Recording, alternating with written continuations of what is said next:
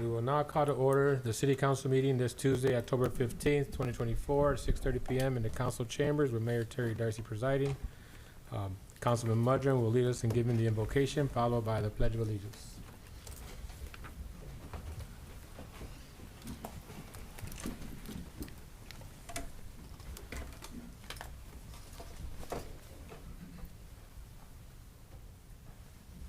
Thank you, Councilman Cardenas. Heavenly Father, we come to you today asking for your guidance, wisdom, and support. As this meeting begins, help the mayor, Mr. Darcy, council to engage in the meaningful discussion, allowing them who grow closer as a group and nurture the bonds of this community. Fill them with grace, Lord of God, as they make decisions that will affect the community. We ask these things in the name of God. Amen. I would also like to ask for a moment of silence for the lives lost in these last two hurricanes in Florida, please.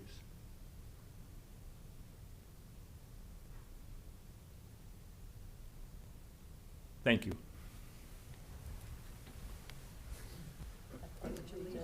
The United States of America and to the republic for which it stands, one nation, under God, indivisible, with liberty and justice for all.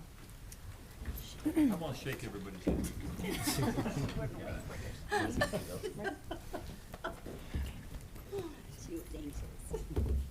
Okay. We'll begin with roll call. Mayor Darcy. Here. Councilman Cardenas. Here.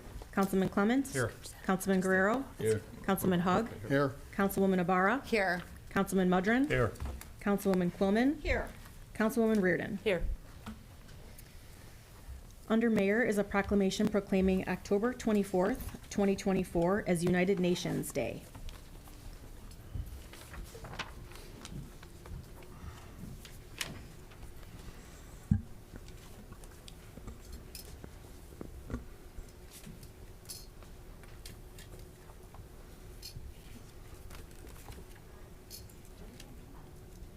Everybody come up.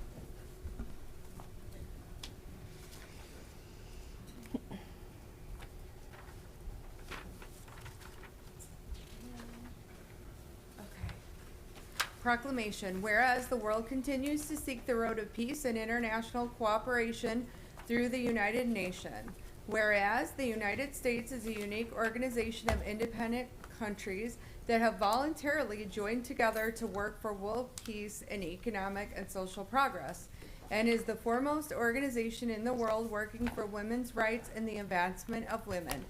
Whereas the United States support of and leadership in the United Nations is essentially to successfully achieve the goals and objectives of the World Organization.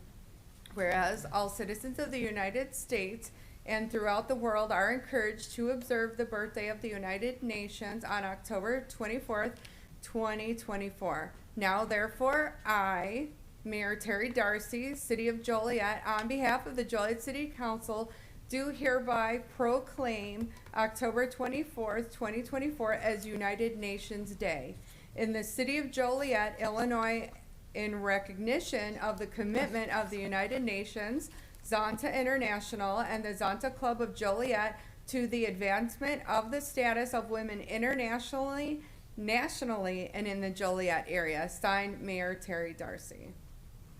Do you want to say anything? Yes. Okay. Who gets it? Congratulations. Thank you all for being here. Yes, we're happy to be here. This is our president, Bonnie Winfrey of Zonta, and I have some of my colleagues here, professional women who are part of Zonta of the greater Joliet area. I have a couple of words to say, not very many. My name is Pam Hunty. I'm chairman of the international committee of our club. I worked for the United Nations decades ago in Afghanistan and Pakistan. United Nations Day, as you said, is next week, Thursday, the 24th of October. It's a birthday of the United Nations. It's an anniversary of the signing of the Charter of the UN, which happened in 1945 after World War II. The 2024 theme for UN Day is cultivating a culture of peace. Peace is hard to find these days, as we realize if you get on the internet, if you turn on the television, radio, whatever. There are so many areas of conflict in the world today. Hundreds of thousands of people are displaced. There's been thousands killed. Women and children are often bearing the brunt of this. Of course, men and boys too, but very often women and children are in the homes when these conflicts occur. So in the area of the United Nations, we're familiar with UNICEF. UNICEF, United Nations Children's Fund. Coming up here in October for Halloween, there'll be a gathering of funds for children throughout the world by UNICEF. We also have WHO, World Health Organization. We have WFP, the excuse me, Food Program, World Food Program, and many others. So why are we here as Zonta? We partner with the United Nations. We are an NGO, non-government organization. Perhaps you're familiar with it. We have clubs in a number of different countries, 63 countries to be exact. We have about 1,000 clubs throughout the world. So when we talk about our link with the UN, we're really talking about all those Zonta clubs. Our special focus is on building a better world for women and girls, as you mentioned. And locally, we do that through, maybe you have heard of Take Back the Night, other activities that deal with reducing violence against women. We have scholarships, and we have a lot of advocacy activities. So within the UN world, we are one of a couple of NGOs that the UN turns to quite often to partner. And right now we have 3 international service projects. I'm not going to go into great detail. The first one has to do with ending child marriage. And we partner with UNICEF USA and UNFPA, United Nations Fund for Population Activities, that deals a lot with women's issues. That's the first one, ending child marriage. Secondly, climate empower. We partner with UNFPA in Africa, working in 3 countries to try to understand how climate change is affecting households in 3 African countries. Lastly, we have a very interesting project with UNICEF in which we're dealing with conflict countries that are affected by war, in which many females, adults, and children are marginalized. And so this is establishing a virtual space for women and girls in countries such as Afghanistan, Lebanon, Ukraine, Bangladesh, etc., so that there is a link with the digital world that these individuals can reach out and feel connected for a wide variety of issues.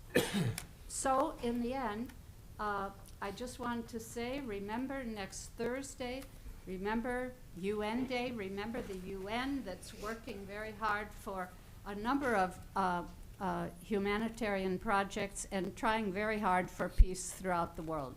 Thank you. Thank you. Do you want a picture? Yes, we do. Okay. But first, I want to say thank you for this proclamation. We really appreciate it. And Mayor Darcy and City Council, we thank you for just supporting us on our events that we have and our endeavors, whether it's locally or globally. Thank you so much. We appreciate you all. Thank you. Yes, we want a picture. Right here. Have everybody come out and stand right here.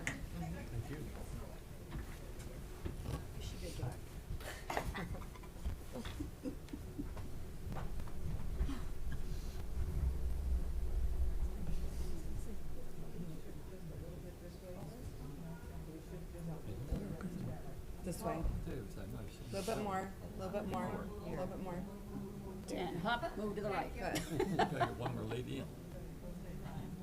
Yeah, gotta get the president in there. Yeah.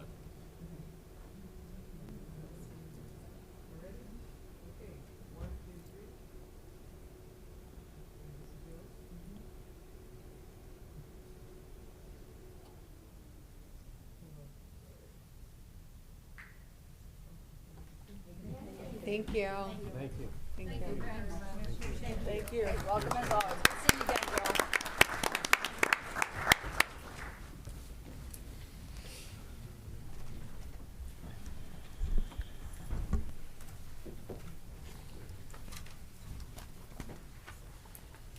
Okay. Next is the approval of the agenda. Is there a motion to approve the agenda as written with the following change? Remove council memo number 486-24, award of contract for the Ottawa Street Parking Deck, Parking Access, and Revenue Control System replacement to Flash Parking Incorporated in the amount of $267,438 from the consent agenda and vote on it separately. Mayor, Yes. I have a question. The Joliet City Council meeting schedule for 2025, I noticed that on April 1st, you said consent agenda too, that the city is having their meeting, and that is election day for municipalities, and we've never had a meeting on actual election day. So it's in there that we're gonna meet on April 1st, so we'll have to change. That's another reason why I tried to call you, to give you a heads up on that. Okay. So we're probably gonna have to change that date. Okay. Mayor. Okay. Thank you. I just wanted to bring that up now.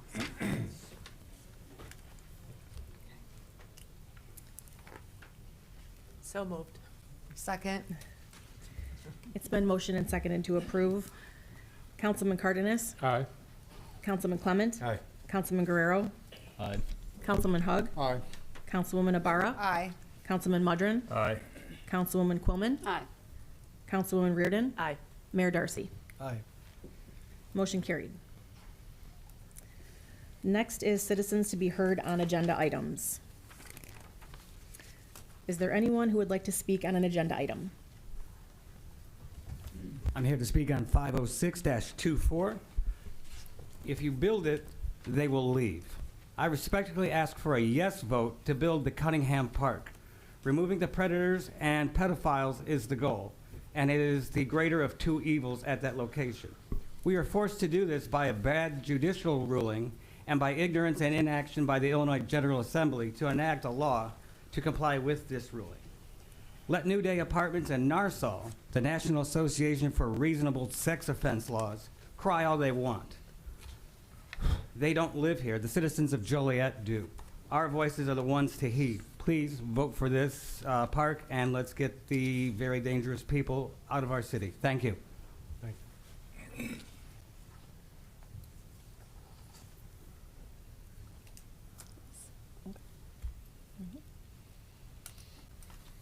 Good evening, Mr. Mayor, City Council. I echo everything Jim said, plus some more here.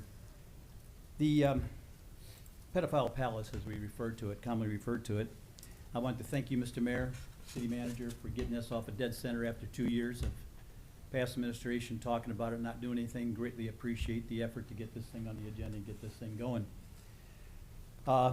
Just some history too, you know, your total sex offenders registry for state of Illinois, just for Joliet, is 386 people. Will County, 774. What's really ironic is the same legislators that voted this law in that says that we can put as many as we cram into a building is the same legislators that allowed currently 39 homeless people in Joliet to be registered as sex offenders. By law, they can do it. I've researched it, and by law, they have to register themselves. But their big goal was that if you Don't allow us to put multiple people in a complex. These poor people got to go back to prison after serving their time, 10-year, 20-year term, whatever. They got to go back because they can't find housing. But yet it's okay for 39 homeless people to be out there, sexual predators, and not registered. Well, they do register on it, and they have to be compliant. 49 people out of the 386 are non-compliant, meaning they don't register proper time and so on. That's a problem. We got 3 non-compliants with no address. The sexual offender and the sexual predator are 2 different things. I don't want to get into too much legalities tonight and expose our hands on what could possibly do, if anything. Don't know. But I'm going to certainly give you a call, Todd, and talk to you about this, what some thoughts I have. But there's 2 different types of predators, and if you remember, New Day talked about that. They said that we might be able to run some of them out, but we'll replace them with somebody else. So we'll get into that discussion later. But this needs to be looked at. There was a comment about the cost of the park. One thing I can say is, you know, I've never built a park, and so I don't know what a good cost is, but sure, certainly $100,000 to me is a lot of money. But it's not as much money as coming down Jefferson Street and seeing Catholic High being turned down, the gym being torn down for $2 million and initially bought for X amount of dollars and nothing ever done with it. So, and 2 years ago, if this would have been done on time, this cost, I'm quite sure, have been a little bit cheaper, but for whatever reasons. But in that house, the pedophile palace on Cora Street, you got the offenders were between 23 and 57, and the children that were molested or whatever sexual acts were done to them are ages 5 to 12. Just terrible. And then to allow these people more rights than we have as citizens is just BS. So I would appreciate if the council would okay this park for tonight and give a yes vote and get this thing done once and for all and get on our way. Thank you very much. Okay.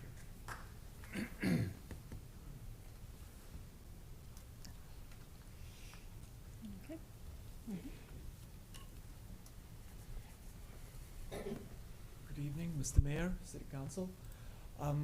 Just heard a very important social issue, but I'm here to talk about business. It's the item on the agenda 50524, special use permit for paintless dent removal on vehicles. We will hear, speaking on behalf of our business, Dental. We purchased a industrial warehouse condo located at 121 Airport Drive, right by Joliet Airport. And we applied for special use permit to run our business. And at the zoning meeting, we had an issue because there were a couple of neighbors that showed up and they did not want us over there because of the previous experience with the tenants that were there at that location. Because of the court traffic, we reached out to the HOA and the neighbors that spoke against us, and we came to an agreement that HOA contacted all the HOA members, and they majority voted that they would like us to have there as the neighbor. So I'm here to represent our business, and he asked City Council to have a favorable decision towards us. The planner from the City of Joliet sent us and the HOA manager a letter with certain conditions, and there were like 4 main conditions for us to operate there. If City Council approves our petition, it's that we will not have overnight parking, we will not have any vehicles repaired outside or parked outside that are over there for the repairs. We will not have a overnight key drop off box, and if we have vehicles that coming to us, we will use an off-site storage facility that we will rent a space for extra vehicles, which is only a half a mile away from the property that we already own. Thank you very much. Thank you.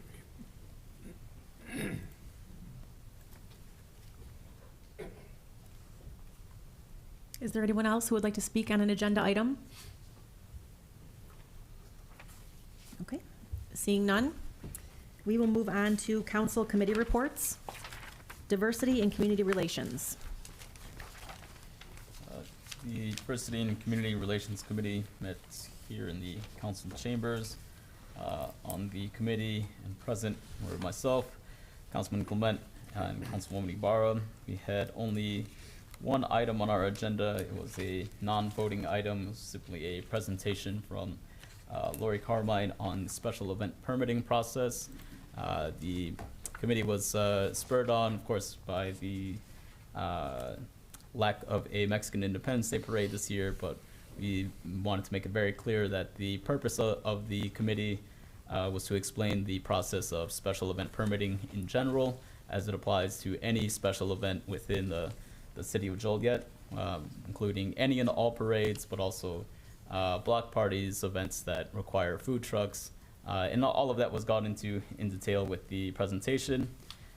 We had because we didn't have any voting items on the agenda, a bit unorthodox and not typical of committee structures, but we opened it up to a brief Q&A session from the audience, and I think we got some very important feedback.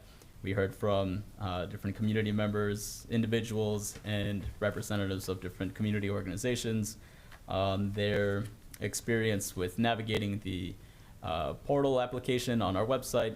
There were some concerns about whether the portal was could be improved for efficiency to make it a bit more accessible. Some questions about, can we split off different types of events into different categories to make it a bit simplified, so that if you are running a special event that doesn't require all of the full scope of permitting, that you can shorten the process and make it a bit easier for people to navigate.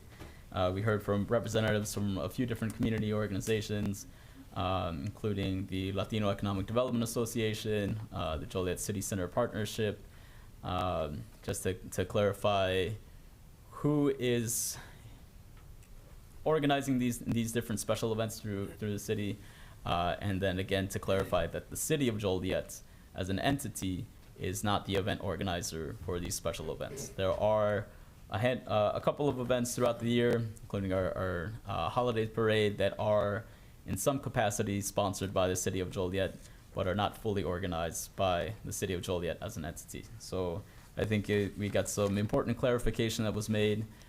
We got some good feedback from our community members about how we can streamline the application process and make it a little bit more efficient.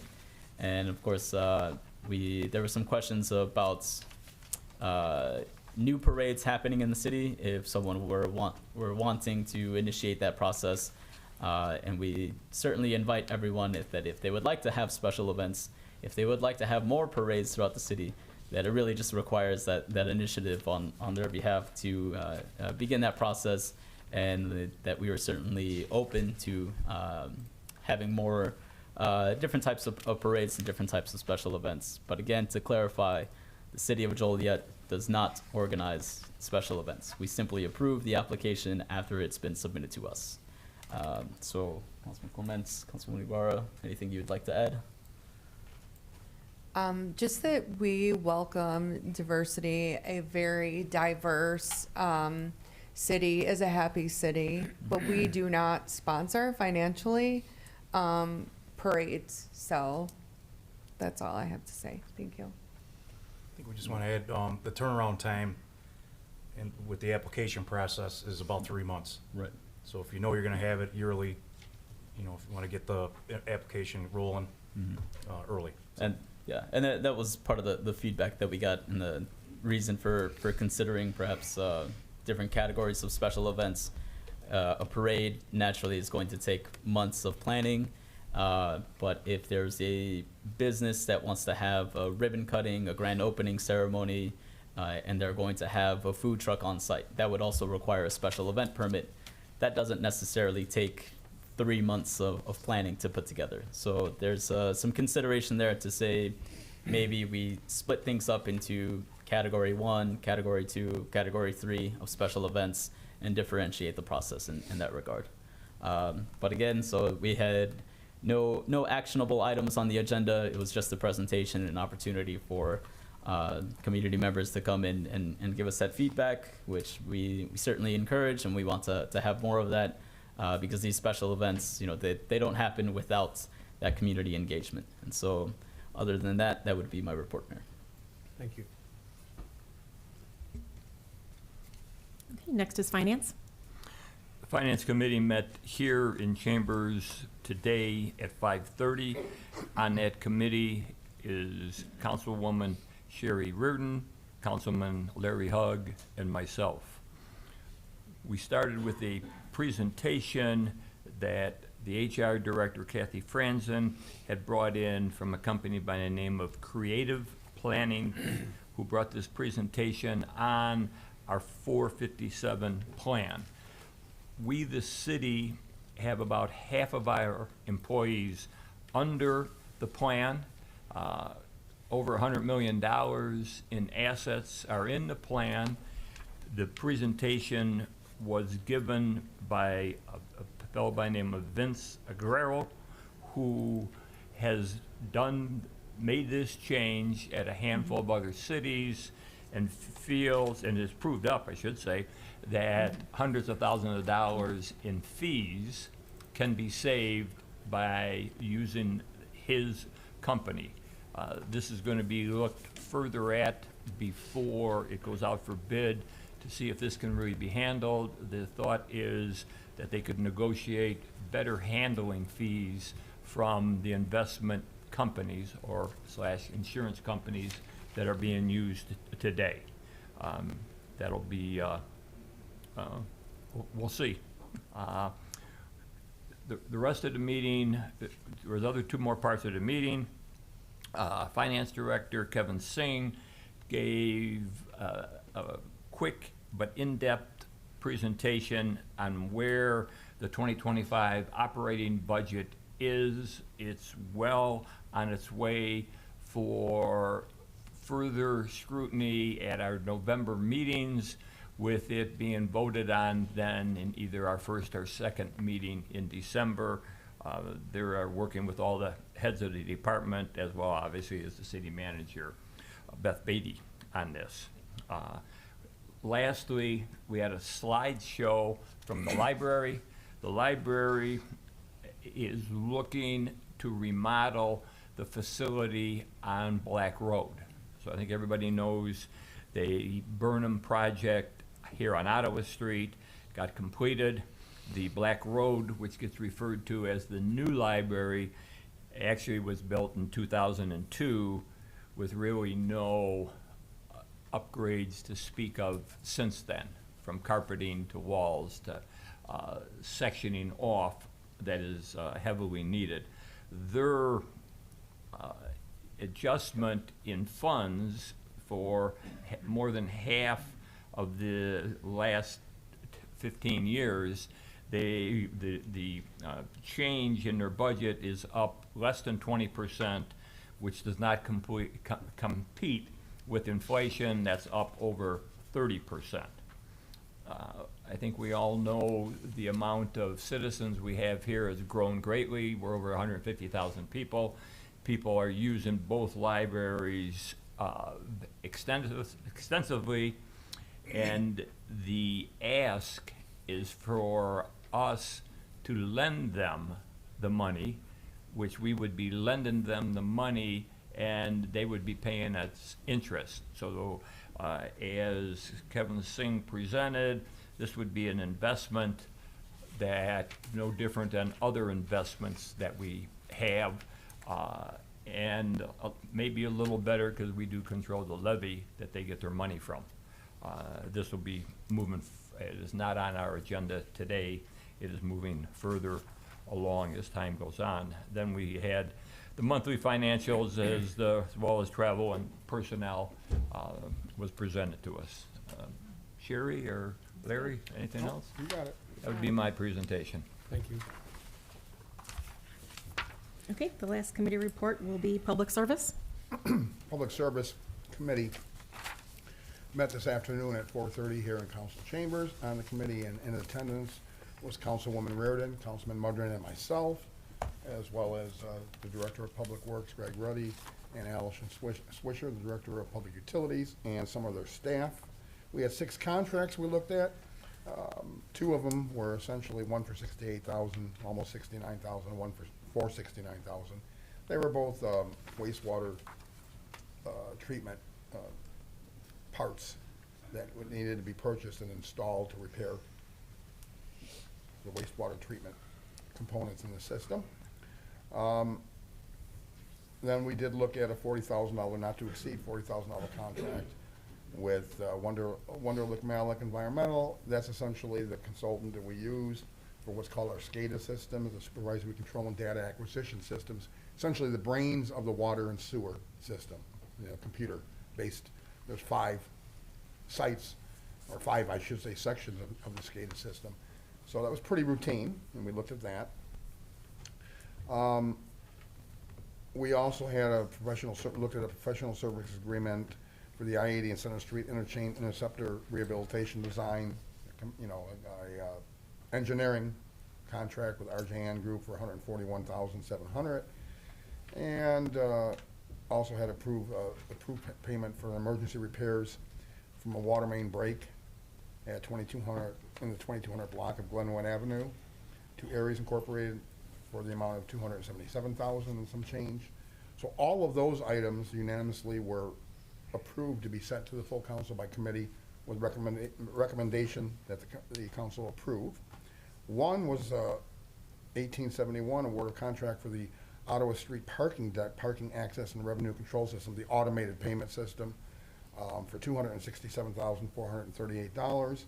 That had a split vote, 2 recommending its approval and 1 not recommending its approval. I was the one that voted not to recommend it. I'll explain it when we get to that item, and not as part of my report. Then we had 2 items under change order pay estimates and final payments. They were routine. We looked at them and found them to be in order. We also looked at a license and permit application for the drive-through to Jack in the Box out on Route 59, 2101 Route 59, which used to be a Hardee's, I believe. Was it a Hardee's? Arby's, I'm sorry, not Hardee's. Hardee's is in Plainfield, the closed Hardee's. They had the beef. Right. So the closed Arby's, it already had a drive-through, but the drive-through permit has to be approved for each owner, not for the building, but for each owner, depending on what they're gonna. So we did look at that, and it more than met the specifications necessary, and it was approved by the committee unanimously to recommend to the council that here the council approve that special use. And then we had 2 items in the ordinance of resolutions.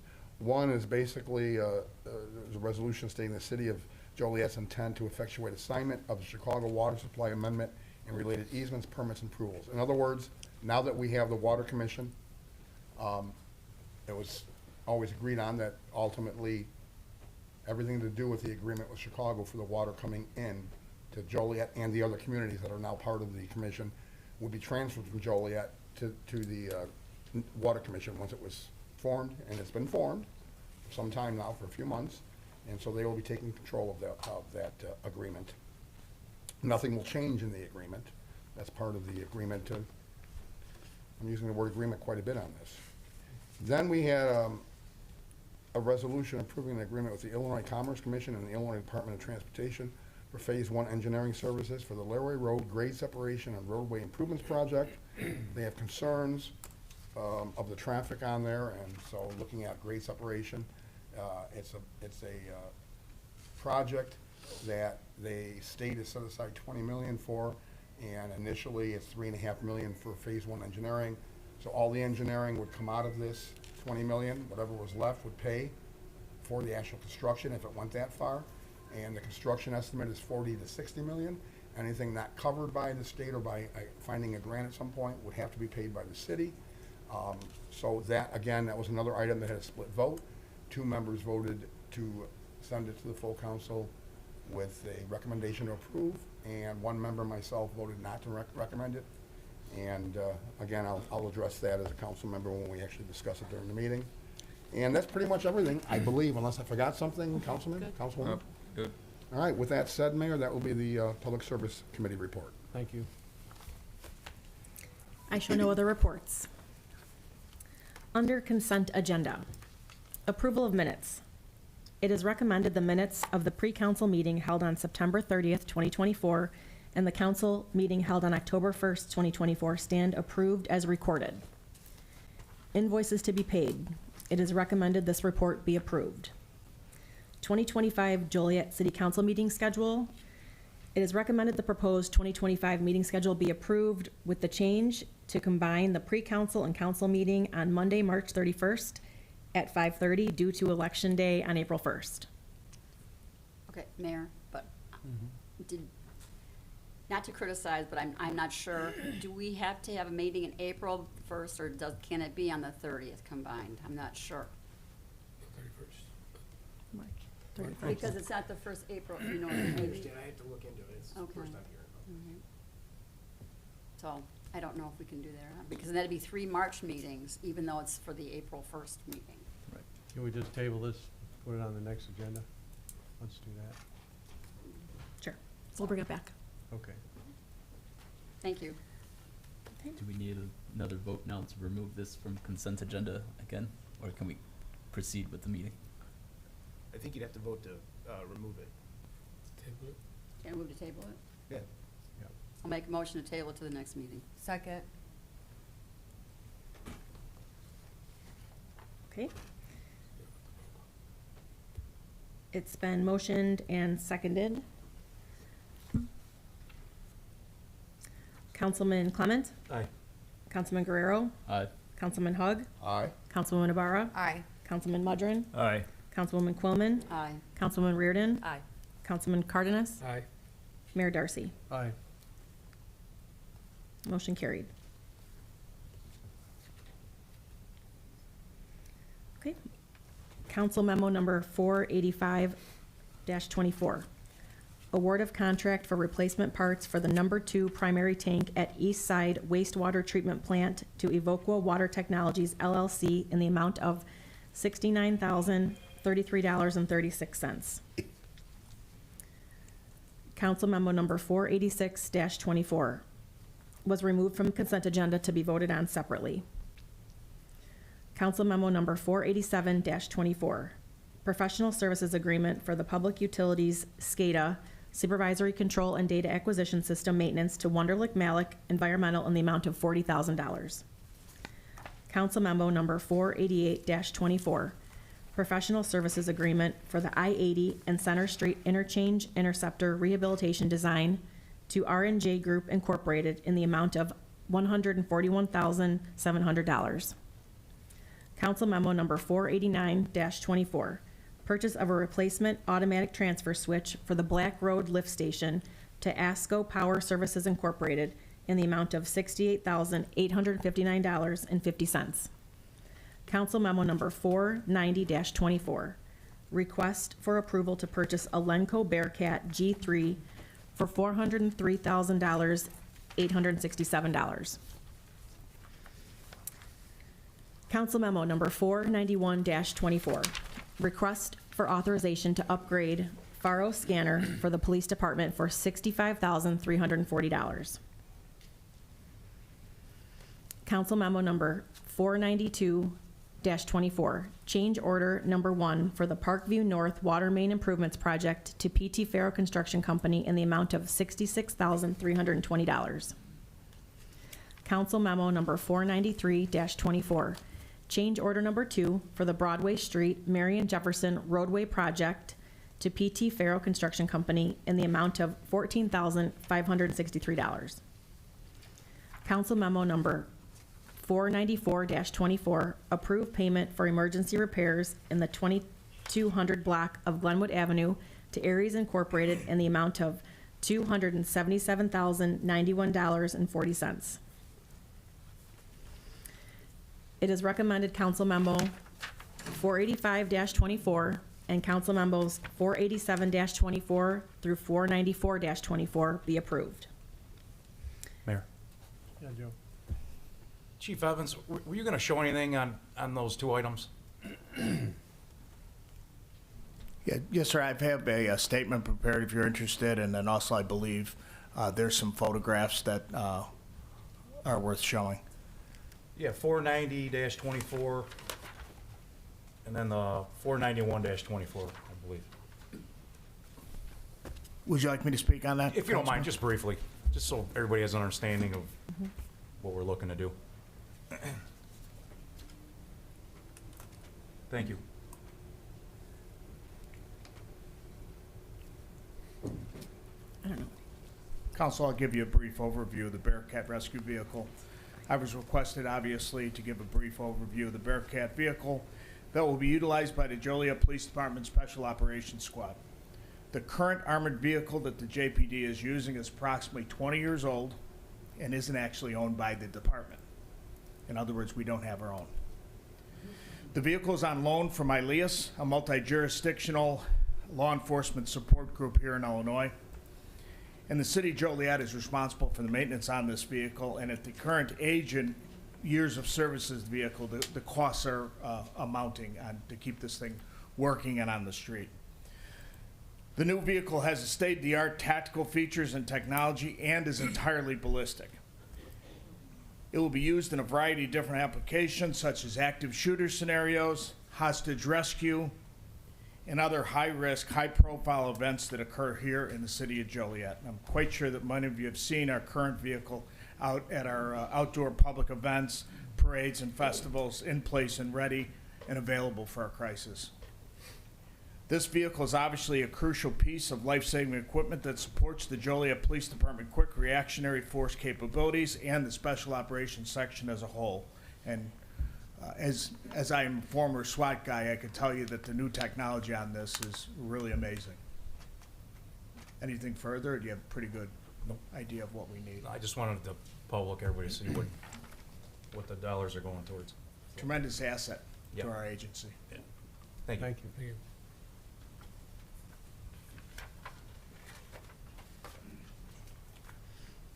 Okay.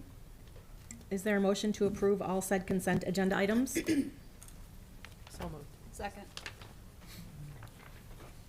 Councilman Guerrero? Aye. Councilman Hug? Aye. Councilwoman Ibarra? Aye. Councilman Mudrin? Aye. Councilwoman Quillman? Aye. Councilwoman Reardon? Aye. Councilman Cardenas? Aye. Councilman Clement? Aye. Motion carried. Okay, moving back to Aye. council. Oh. Mayor Darcy? Sorry. Roll. Moving back to council memo number 486-24. Award of contract for the Ottawa Street parking deck, parking access, and revenue control system replacement to Flash Parking Incorporated in the amount of $267,438. Mayor? I'm the one that requested it be taken out for a separate vote. We discussed it somewhat at length at our committee meeting. And maybe if we did what I'm suggesting, it still would come out with the same outcome. But right now, there's $95,000 difference between the one that's recommended to be awarded the contract with this automatic payment and this company. It's $95,000 cheaper. Staff has said there's 5 companies that submitted, and 3 were interviewed. So interviewing 1 or 2 of the other ones wouldn't have been that big of a deal. It wasn't like a list of 25. I can't get behind it because with $95,000 left on the table, the main difference that, as was told at the committee meeting, was that this technology was created, this company's technology 11 years ago. The winning bids technology was created 5 years ago, so their technology or their product is newer. However, we also know that the one that's $95,000 less, as requested, submitted where they've installed their system, and 2 of the cities that would be comparable to Joliet would be Peoria, Illinois, as well as Bloomington. We did not reach out to Peoria or Bloomington to find out if this was. So again, if we went the extra mile on this, it may still come with the same recommendation, but I think we need to go the extra mile. It's $95,000 that could be saved.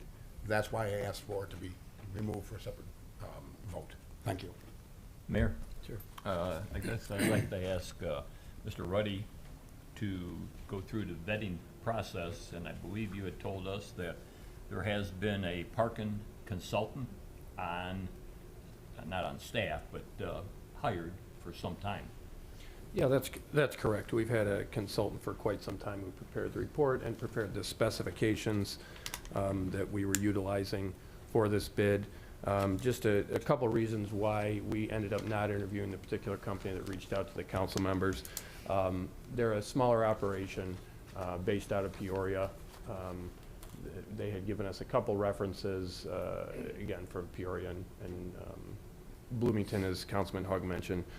We had selected Flash Parking, which is a nationwide company that plentiful operations in the Chicagoland area and a facility in Joliet as well. The company that reached out is Peoria-based. Flash has offices in the Chicago region, 2 offices, one in Buffalo Grove, one in Chicago, so they have a more of a local presence. The technology that was proposed was a bit older and didn't quite meet the specifications that we had laid out in our request for proposals. We did determine that it could probably work, but it wasn't exactly what we were looking for. There'd have to be some modifications made. Again, the company that reached out has a bit smaller market penetration, I think about 10 to 15% in the U.S. as opposed to a larger presence from some of the other companies. And then there was some things that were not actively integrated into the system that wasn't chosen. One was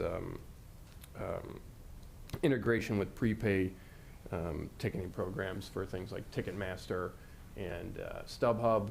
There is the ability on there to prepay parking, which we would like to implement, and that was not included in the initial system and would have been an upgrade in cost. There was also a discussion on the maintenance contract and the cost of the long-term maintenance contract with Flash Parking. When we interviewed Flash, we discussed that and determined that we weren't going to go forward with that maintenance contract. Their system is somewhat modular, and they were going to provide us with a repair kit, so to speak, that we felt city staff would be able to pull one component out and put another one in. So that's why we ended up choosing Flash. And one of the reasons, or the several reasons, we didn't go with the other company for an interview. We had 5 proposals. We did 3 interviews, which is somewhat standard procedure, not necessarily to interview everybody. So that's how we ended up where we were. Thank you. Mayor. Kevin, sorry to put you on the spot. Do you know we operate at a deficit over there at that Otto Street deck, I believe, right? We don't look at the decks individually. We look at all of the parking, and all of the parking's a deficit. Ottawa Street, I just looked up and showed Greg, it's about a little over $300,000 a year in revenue. Yeah, I mean, for me, I don't think government should own parking decks. That's just me. And to put $267,000 plus into this project, and I know we have a lot of repairs, probably close to $1 million. I don't know, and I don't know. For me, I can't support this. To put $267,000, we already need repairs there, and I don't know. I don't think we should own any decks. That's just my opinion. So. Mayor, just to clarify, Greg, unless I misheard you, one of the direct questions during the committee was whether it would meet all the specifications. You said yes, not as easily as the other one, but it would meet everything we needed to do. Yes, they could tweak it to So make it would meet all the specs with a tweaking. That's correct, yeah. We could work with the system. Okay, but it didn't meet, out of the box, I guess, as a way to describe it, didn't meet the specifications. Thank you. Mayor? Greg, there is not that we have to spend all the money in the budget, but we have in this current budget money that we, the council, approved for a device of this nature. Isn't that correct? Yeah, it is included in the 24 budget. I believe it was $250,000 was included in the 24 budget. We had requested to move forward with this project. It was approved. This is slightly higher than that, but not by much. No, 5-6% only above it. Okay, thank you. I'd also like to add that the company that we chose manufactures and installs the equipment. The outfit out of Peoria does not manufacture, so they buy it from someone else. There, as Greg outlined, there's a number of different reasons, and I just want to remind everybody that we still have a person in that deck taking dollars from people. So it's really time to upgrade this deck and to make it easier for people that are coming downtown to go to the Rialto, or businesses, places that, you know, we're encouraging people to come downtown. We want to make it a little more user-friendly as well with the latest technology. So that would be my input. I would encourage to pass this. I think when I hear that some technology is 11 years old versus 5 years old, there's been a lot of change in that extra 6 years. I've used this company myself. I think they have Millennial Park as one of their contracts. But you know, all the young people that are coming to our town and all the old people like me, it's nice to be able to buy that when you buy your Ticketmaster, your StubHub, scan to pay. It just makes things much better. And I can say that there's another deck in town, and someone that was at the Rialto on the top deck waited an hour to get out of the deck after a show at the Rialto. So I'm not sure if they're as automated as this is going to be, but it's incumbent that we have the newest and best to move forward with this process. So I think it's going to meet all of our needs.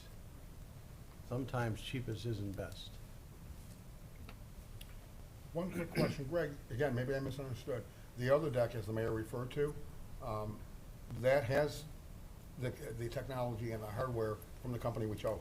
It does. Ours is a bit of an upgrade from what they have over there, and we've looked at ways, you know, like the mayor mentioned, difficulty getting out of the deck. I think with some of the things we're implementing, we'll be able to smooth that out and not have those lengthy Kind of delays. tweak it.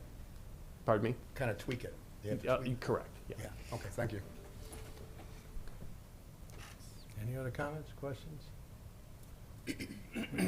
I would ask, while this is specific to the Ottawa Street parking deck, kind of in the long term, how does this fit in with what our plans or our vision is for just parking in downtown at large in general? So we are moving forward on multiple fronts with the downtown parking. This is one of the items we wanted to do, is get these technology upgrades done. We're also currently moving forward with the free parking on the streets with the enforcement, looking at probably a 2-hour limit on the free parking during certain hours with enforcement. So that project is moving forward. Also, unfortunately, we weren't able to bring them all at the same time, but it's a little more complicated than just simply saying we have free parking. There's a lot of signage that has to be installed, zones that have to be determined, that kind of thing. But we are moving forward on all those fronts.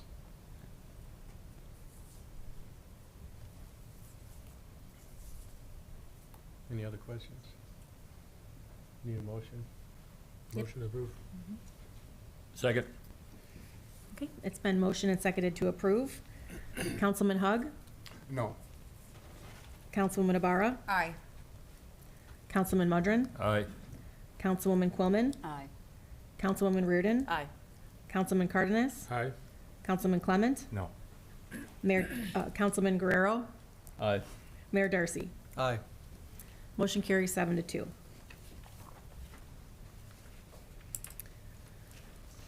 Licenses and permit applications. Council memo number 496-24. Application for a drive-through permit for a Jack in the Box restaurant at 2101 Illinois Route 59. Is there a motion to approve an application for a drive-through permit for a Jack in the Box restaurant at 2101 Illinois Route 59? So moved. Second. It's been motion and seconded to approve. Councilwoman Ibarra? Aye. Councilman Mudrin? Aye. Councilwoman Quillman? Aye. Councilwoman Reardon? Aye. Councilman Cardenas? Aye. Councilman Clement? Aye. Councilman Guerrero? Aye. Councilman Hug? Aye. Mayor Darcy? Aye. Motion carried. Next is a public hearing. Council memo number 498-24. Public hearing for a resolution approving an annexation agreement for 2800 Mound Road. This is a public hearing, so comments would be in order at this time. Is there anyone who would like to speak under the public hearing? Anyone? Okay. Seeing none, let the record show the public hearing is now closed. Is there a motion to approve Council Memo number 498-24, a resolution approving an annexation agreement for 2800 Mound Road? So moved. Second. It's been motioned and seconded to approve. Any comments or questions? Yes, is the petitioner here?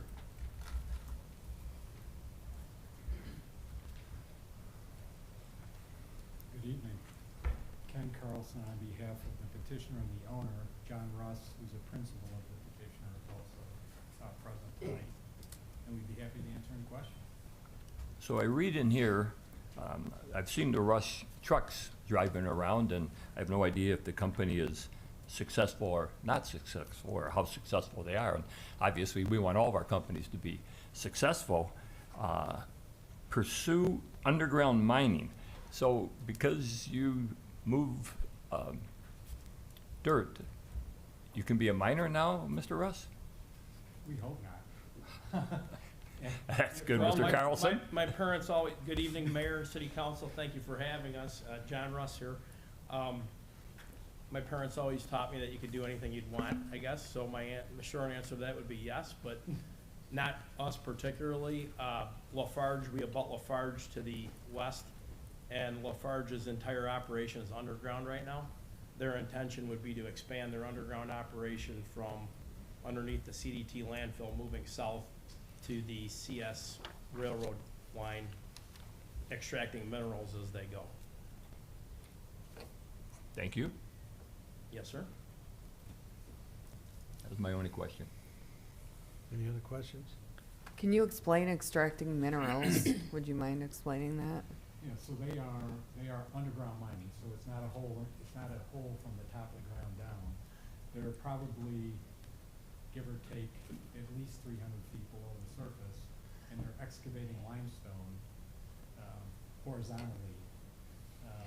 And then as they excavate over a certain area, they drop down another level, and they just build like ceilings in the underground mine, and they continue to mine the dolomite, which is limestone.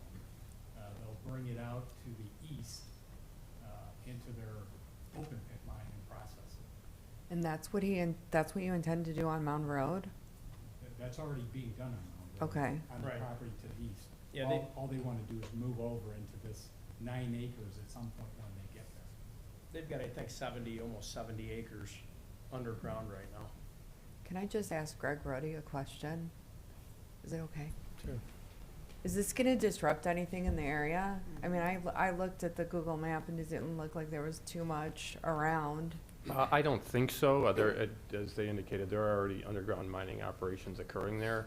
It's well underground, so I don't think that you would even notice it at the surface. So I guess the short answer would be no. That would be my opinion. Mayor?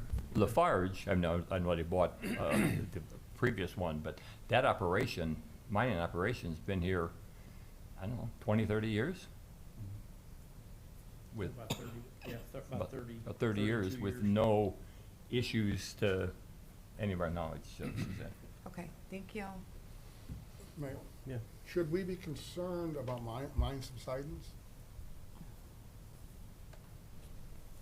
I don't think so. Again, the mining isn't necessarily my area of expertise.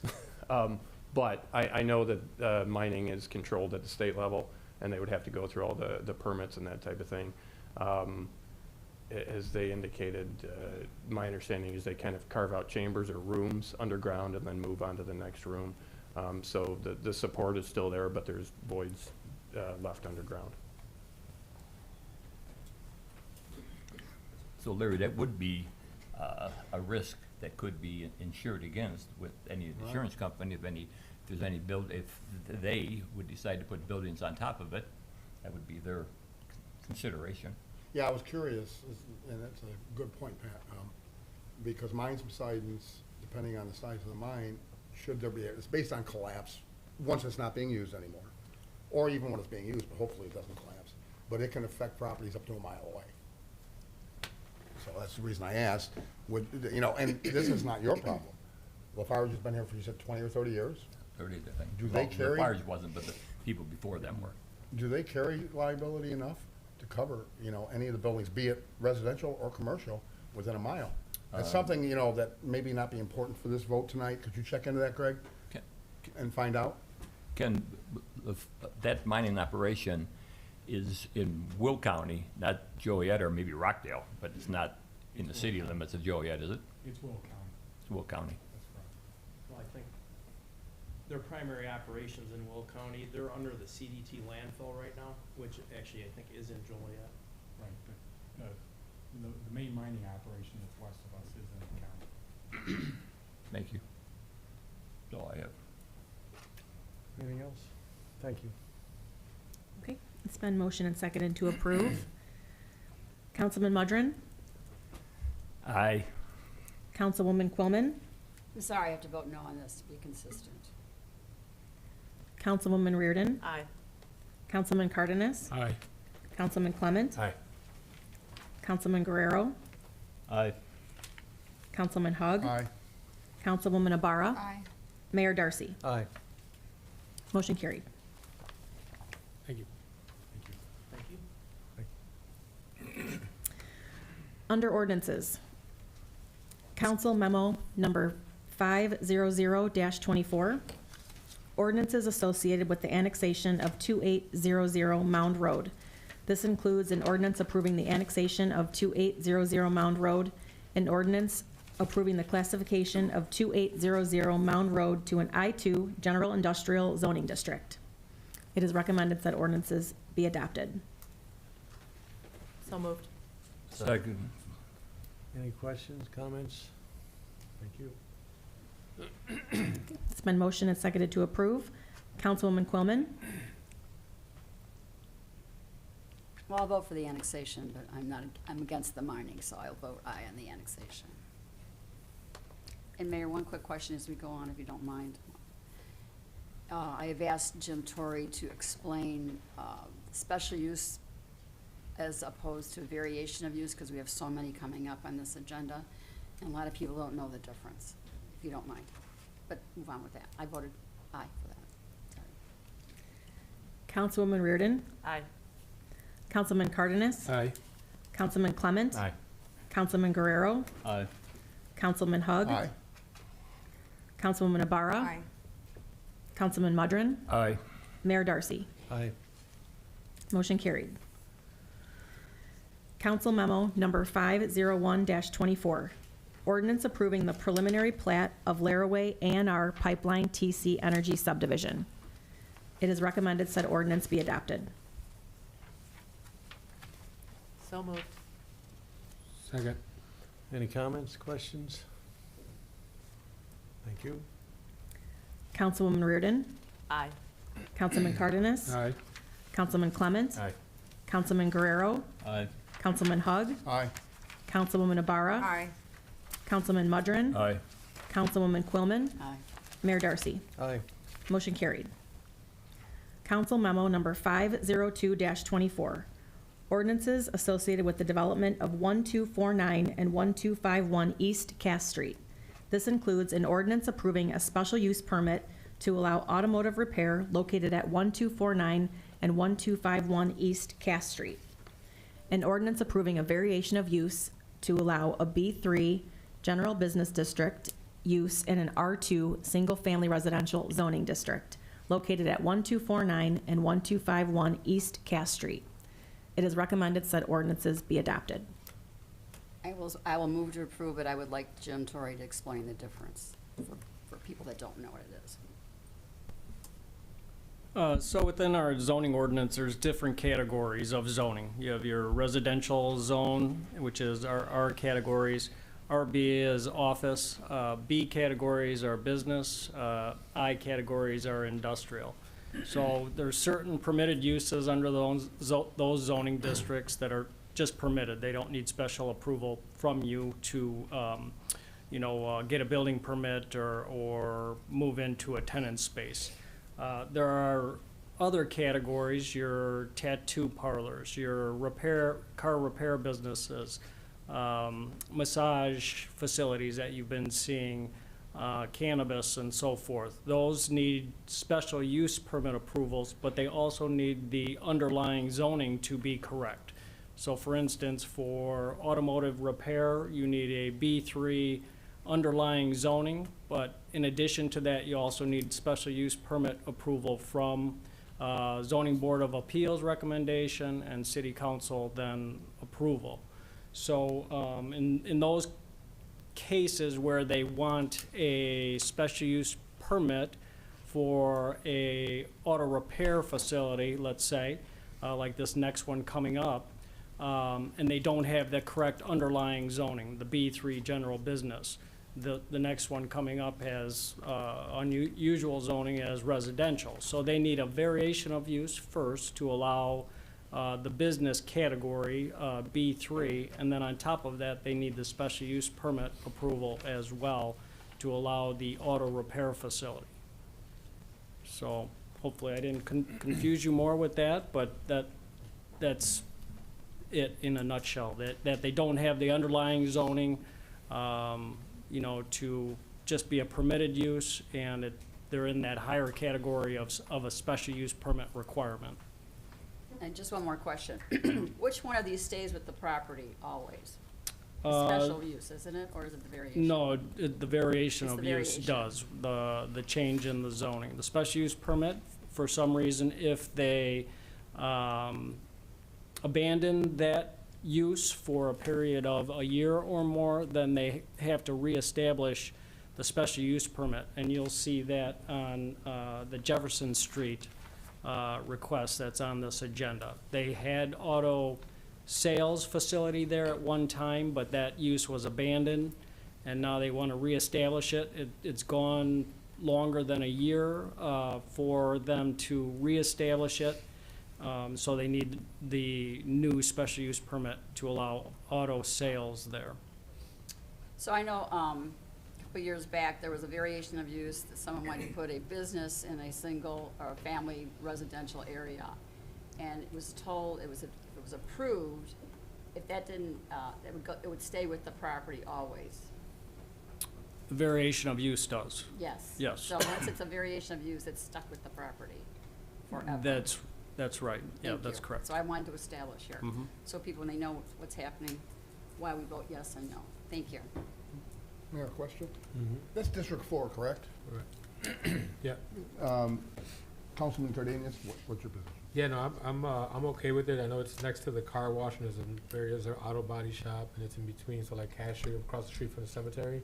So there's a couple different businesses already there, and this lot's been vacant for a long time, so I think this would be a good use for it. Thank you. All right, any others? Thank you. Okay. We have a motion by Councilman Quillman, just need a second. I'll second. It's been motioned and seconded to approve. Councilman Cardenas? Aye. Councilman Clement? Aye. Councilman Guerrero? Aye. Councilman Hug? Aye. Councilwoman Ibarra? Aye. Councilman Mudrin? Aye. Councilwoman Quillman? Aye. Councilwoman Reardon? Aye. Mayor Darcy? Aye. Motion carried.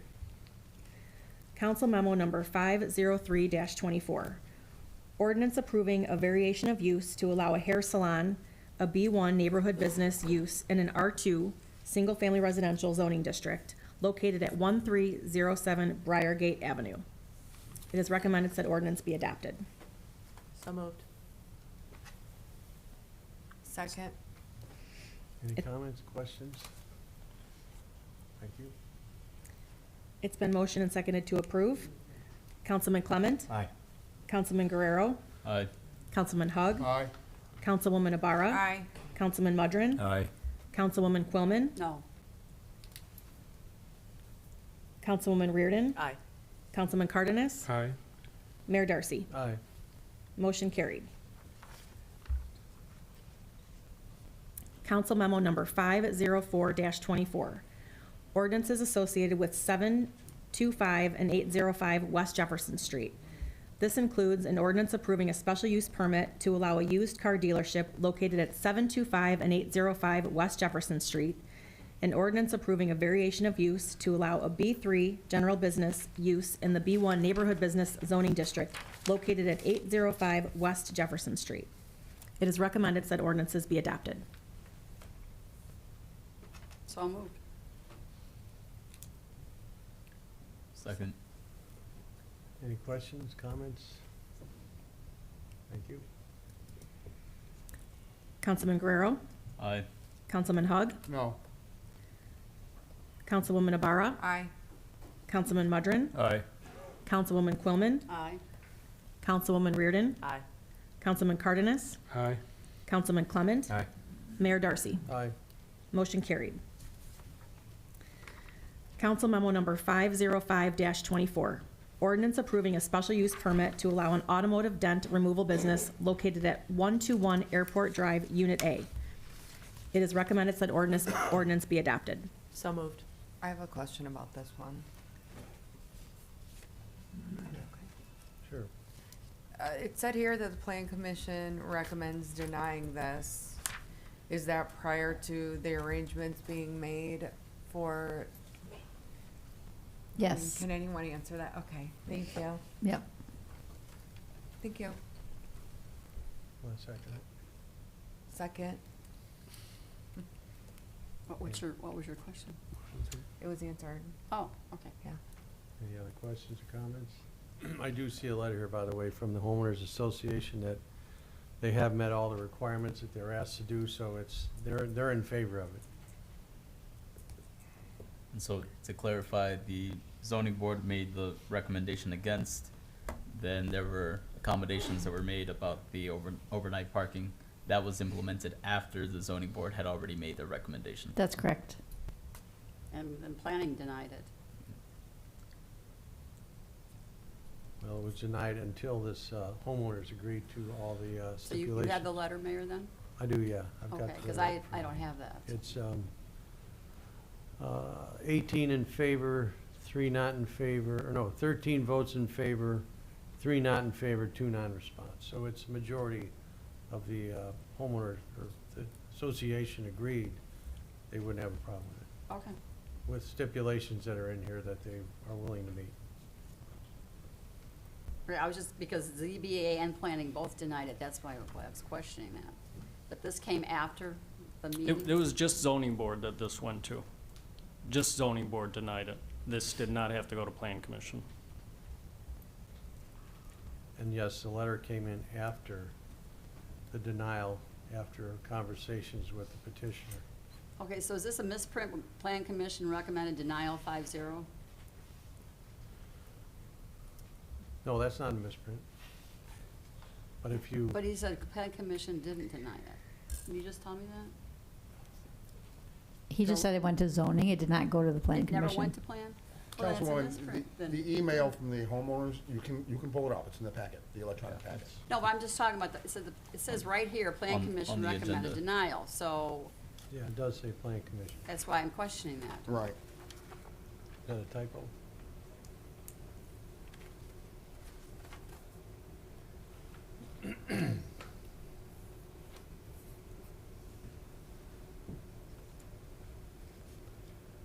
Well, regardless, it's, seems that everything's been ironed out, what needs to be done. Yeah, our electronic one does not say planning, it just must say it on there. No, I think it's a typo. I'm just waiting. Oh, on paper. Well, that's what I Yeah, thought, no. I didn't see it. Yeah, on the paper agenda, it does say plan commission recommended denial 5-0. I mean, I read that, but then I read this, and I see that, so I'm like, well, where are we here? That's all I wanna know, It was really a ZBA. clarification. All set? It's been motioned and seconded to approve. Councilman Hug. Aye. Councilwoman Ibarra. Aye. Councilman Mudrin. Aye. Councilwoman Quillman. As long as the neighbors are okay, I'll vote aye. Councilwoman Reardon. Aye. Councilman Cardenas. Aye. Councilman Clement. Aye. Councilman Guerrero. Aye. Mayor Darcy. Aye. Motion carried. Council memo number 506-24. Ordinance approving a special use permit to allow a public park located at 1000 North Center Street. It is recommended said ordinance be adopted. Question, Mayor.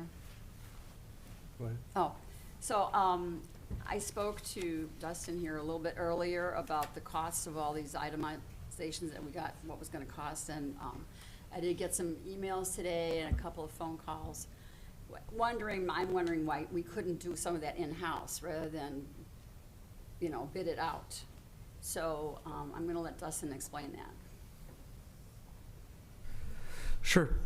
Good question. The landscape architect that produced these plans for us laid out what this would cost were we to bid it out. These plans have not been adopted, they haven't been bid out, they haven't been awarded. So it is conceivable that we could do some, if not the majority of this project in-house in consultation with the landscape architect's planting schedule. Certainly, I don't supervise those employees, so it'd be a conversation with me and Greg, and I don't want to tell Greg's people what to do without talking to Greg. But I know we have many talented people in the organization, and it's worth a conversation for sure. Thank you. So I thought if we could save some money there, that would be worth pursuing. So, thank you, Dustin. Appreciate that. Todd, could you you and I had a conversation about this. This will solve part of the problem. It will certainly prohibit, I just want full clarity for anybody watching or anybody in attendance. It will prohibit any child sex offenders from living near that park, and that's a good thing. But I don't want people to walk away thinking it will prohibit all sex offenders, because that's not true. Am I correct in what we discussed, Todd? Councilman, let me read the statute. It says, it is unlawful for a child sex offender to knowingly reside within 500 feet of a playground. Child sex offender is one category of child sex offenders. It's basically, the definition is as it seems. It has to be against a child. There is someone that does not commit that against a child does not fall within that category. I believe New Day put out a statement roughly 2 years ago saying the same thing, that this would not completely eliminate that. I don't want to give a legal opinion, but that is what the statute says, child sex offender. Okay, thank you. And again, if that's all it accomplishes, it's a good thing. Mayor? Yes, sir. I've had a call from a friend of from the gentleman who lives just to the north of this lot. So he is a residential homeowner who was living next to another homeowner.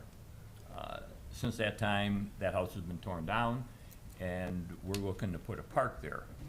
He's questioning, or I'm questioning, I looked at the plans, I didn't see that we were doing anything to help his privacy. So now we are moving a park next to a private residence that, as we all know, when the expressway adds another lane, they're responsible to put some type of berming up. I would like to see that we do work with him to see what would be comfortable there, whether it's arborvitae. I mean, I'm not looking for a stockade fence or anything of that nature, but I think his backyard deserves not to be part of the park. On the other side, it's Moran Street. In front, we got Center, and then an alley behind there. So there's only the one side that I'd like to have us work with him to see what we can come up with, some type of compromise, so everybody could be a win-win for everybody. Thank you. Mayor, one other question to Todd. Todd, and thank you for reading verbatim from the state statute. So, I don't know that what is the definition of playground? Give me 1 second. Sure. That's an excellent question. I was thinking that exact same thing. It's city council. By the statute, it says playground means a piece of land owned or controlled by a unit of local government that is designated by the unit of local government for use solely or primarily for children's recreation. So when we put this park together, we gotta make sure that we do it in that regard. Correct. I had understood that, the proposal that was, it's only a proposal, hasn't been bid out, that there wasn't gonna be any playground equipment, nothing like that, just some benches. Does that meet the definition? I don't know of any case law looking at this, but it's pretty broad for children's recreation. That's a pretty broad definition, so I believe that would meet that definition. We just have to dot our i's and cross our t's when we get there. Right. All right, thank you. Thank you.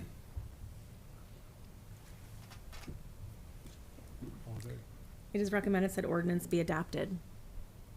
So moved. Second. It's been motioned and seconded to approve. Councilwoman Ibarra? Aye. Councilman Mudrin? Aye. Councilwoman Quillman? Aye. Councilwoman Reardon? Aye. Councilman Cardenas? Aye. Councilman Clement? Aye. Councilman Guerrero? Aye. Councilman Hug? Aye. Mayor Darcy? Aye. Motion carried. Under resolutions, Council Memo Number 508-24, resolution requesting authorization to enter into a regular 2024 Justice Assistance Grant intergovernmental agreement between the City of Joliet and Will County. It is recommended said resolution be adopted. So moved. Second. Any questions, comments? Thank you. It's been motioned and seconded to approve. Councilman Mudrin? Aye. Councilwoman Quillman? Aye. Councilwoman Reardon? Aye. Councilman Cardenas? Aye. Councilman Clement? Aye. Councilman Guerrero? Aye. Councilman Hug? Aye. Councilwoman Ibarra? Aye. Mayor Darcy? Aye. Motion carried. Council Memo Number 509-24, resolution approving an honorary street name, Louise F. Nichols Drive for 4th Avenue between Union Street and Mississippi Avenue. It is recommended said resolution be adopted. So moved. Second. Any comments or questions?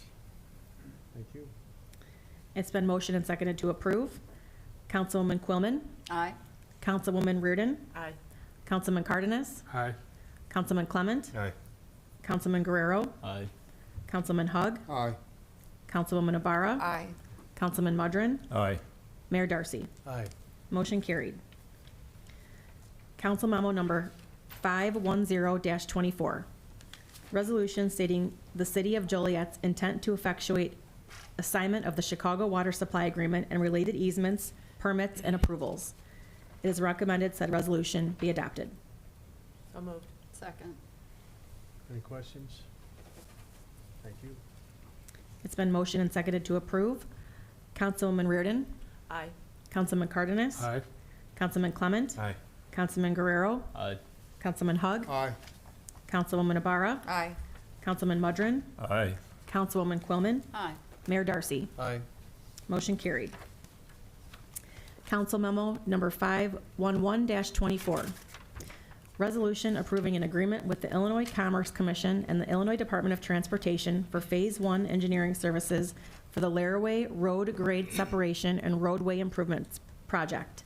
It is recommended that a resolution be adopted. Mayor? Yeah. This is one of the two items from our committee meeting that was a 2-to-1 vote, so I just wanted to comment on it as briefly as I can. The reason I won't be supporting this is they're talking about traffic and traffic that's developed on Laraway Road.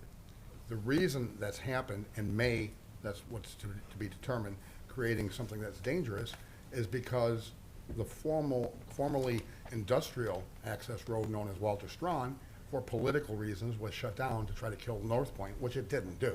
I mean, I get it, people didn't want it.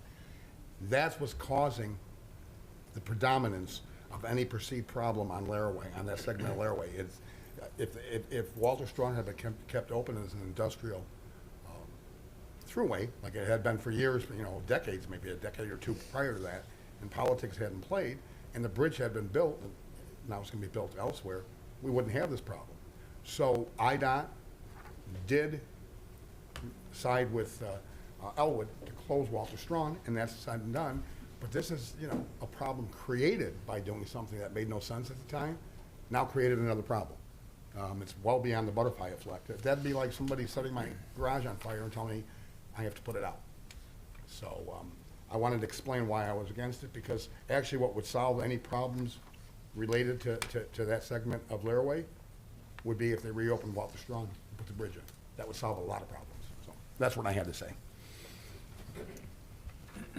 Greg, can I ask a question on this, please? So this is the part of Laraway Road where the trucks come off of 80 onto 53 and they hang a right on Laraway, correct? That's, excuse me, that's correct. So when a train stops on that spot, the trucks then start to back up Laraway, back up 53, all the way to the 80 ramp. And it causes a problem for the residents that are trying to get through there. And I think that's part of why this is being looked at. Is that correct? Yeah, that's correct. When a train comes and enters the Center Point yard, or the UP yard, I should say, there, traffic starts to back up in both directions. And then when that train clears and the intersection clears, those vehicles start moving, I think primarily westbound, but also eastbound. and they get to the intersection of Laraway Road and Center Point Way, and there's a stop there. So those vehicles, that queue that has built up has now moved from the railroad crossing west to Center Point Way, and then for whatever reason, a lot of those vehicles, those trucks, are stopping on the tracks. And that's the concern, is that there's a potential for a train interaction there with those vehicles sitting on the tracks. And the ICC has brought this to the city's attention several times. We are in compliance with current rules, but they are very concerned about that location, and that's why they're funding this study. Thank you.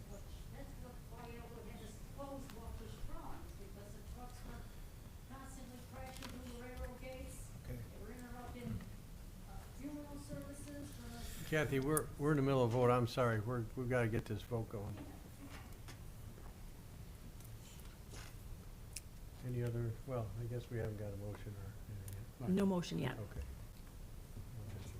So moved. Second. It's been motioned and seconded to approve. Councilman Cardenas? Aye. Councilman Clement? Aye. Councilman Guerrero? Aye. Councilman Hug? No. Councilwoman Ibarra? Aye. Councilman Mudrin? Aye. Councilwoman Quillman? Aye. Councilwoman Reardon? Aye. Mayor Darcy? Aye. Motion carried. Council memo number 512-24. Resolution approving and authorizing the acceptance and implementation of a 2024 Choice Neighborhoods Planning Grant from the U.S. Department of Housing and Urban Development. It is recommended said resolution be adopted. So moved. Second. Dustin, can you give us just a rundown for everyone that's not really familiar with this opportunity the city's been granted? Sure.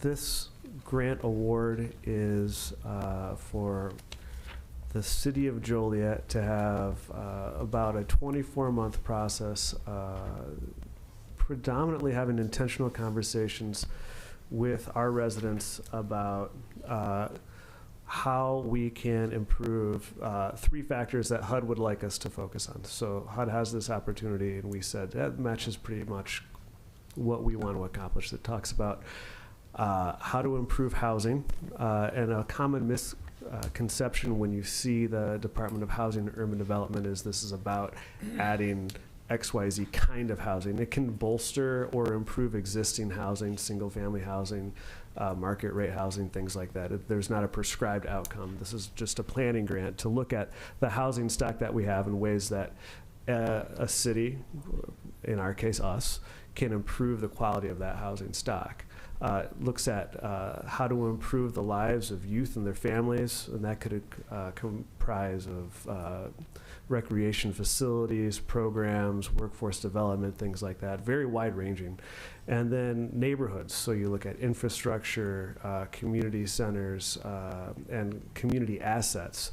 So what we have is about $500,000 from the federal government to have a very intentional community outreach to speak with and learn from our community on what they would like to see. So what will we have at the end of this planning process? We'll have what's the Housing and Urban Development calls a transformation plan. This transformation plan speaks on those three factors: people, housing, and neighborhoods, and also talks about specifically community engagement as we pivot towards, hopefully, potentially implementation. The implementation plan itself, and then how we would measure the success of what we would implement, right? So we work in conjunction with our residents and stakeholders and the Department of Housing and Urban Development to identify those metrics for success. And then when that's all done, we have the opportunity to then again apply for the implementation portion, which could be up to $50 million. That's a 2-mile radius roughly of about where we sit, isn't it? That's a 2-mile radius, yes, sir. Thank you. Can I- Sure. Can you comment also on, the amount of applicants that applied for the grant and how many were awarded, and we were one of the lucky, what do we call it? Yeah, there were over 40 applicants for this opportunity nationwide, and we were one of 13 awarded. City of Miami, City of Detroit, some big cities, and us, the third largest city in Illinois. Thank you. When you say implementation, should it get to that point, are you talking about the city building and owning like they do with Evergreen Terrace? No would be the simplest answer, but the whole point of what implementation would look like would be the result of 24 months of conversation with residents and stakeholders, council included. So there's no prescribed outcome that we're looking to achieve other than the enhancement of our housing stock, the quality of life for our youth and their families, and the quality of our neighborhoods. So it's really what we have right here is an opportunity to learn and chart a course.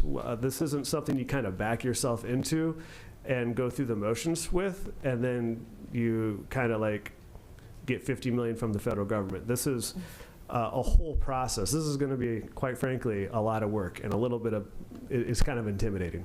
But we go out and we ask these questions and we listen earnestly and we learn, and then we, in conjunction with the residents and stakeholders, develop this plan, and then we ask for the opportunity to implement that plan. Well, and I understand the process. So that could be, if the consensus is what you asked, if that's what people want. So that is a possibility. If that's what people want, yeah, I suppose. It's not for me to say what is and is not. Right. So it is a possibility, what I'm saying. It is allowed. $50 million seems like a lot just for it's not a consulting fee. $50 million is. Oh, that's for building stuff. Okay. All right, thank you.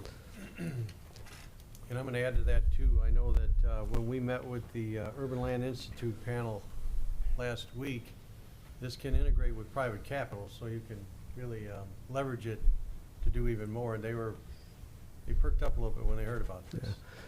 Yeah. And to Councilor Hugg's question, if I remember correctly in the introduction presentation from HUD, not all applicants who receive implementation funding built those kinds of structures. They can reinvest in existing housing as it is right now. It doesn't have to be new publicly owned construction. Thank you.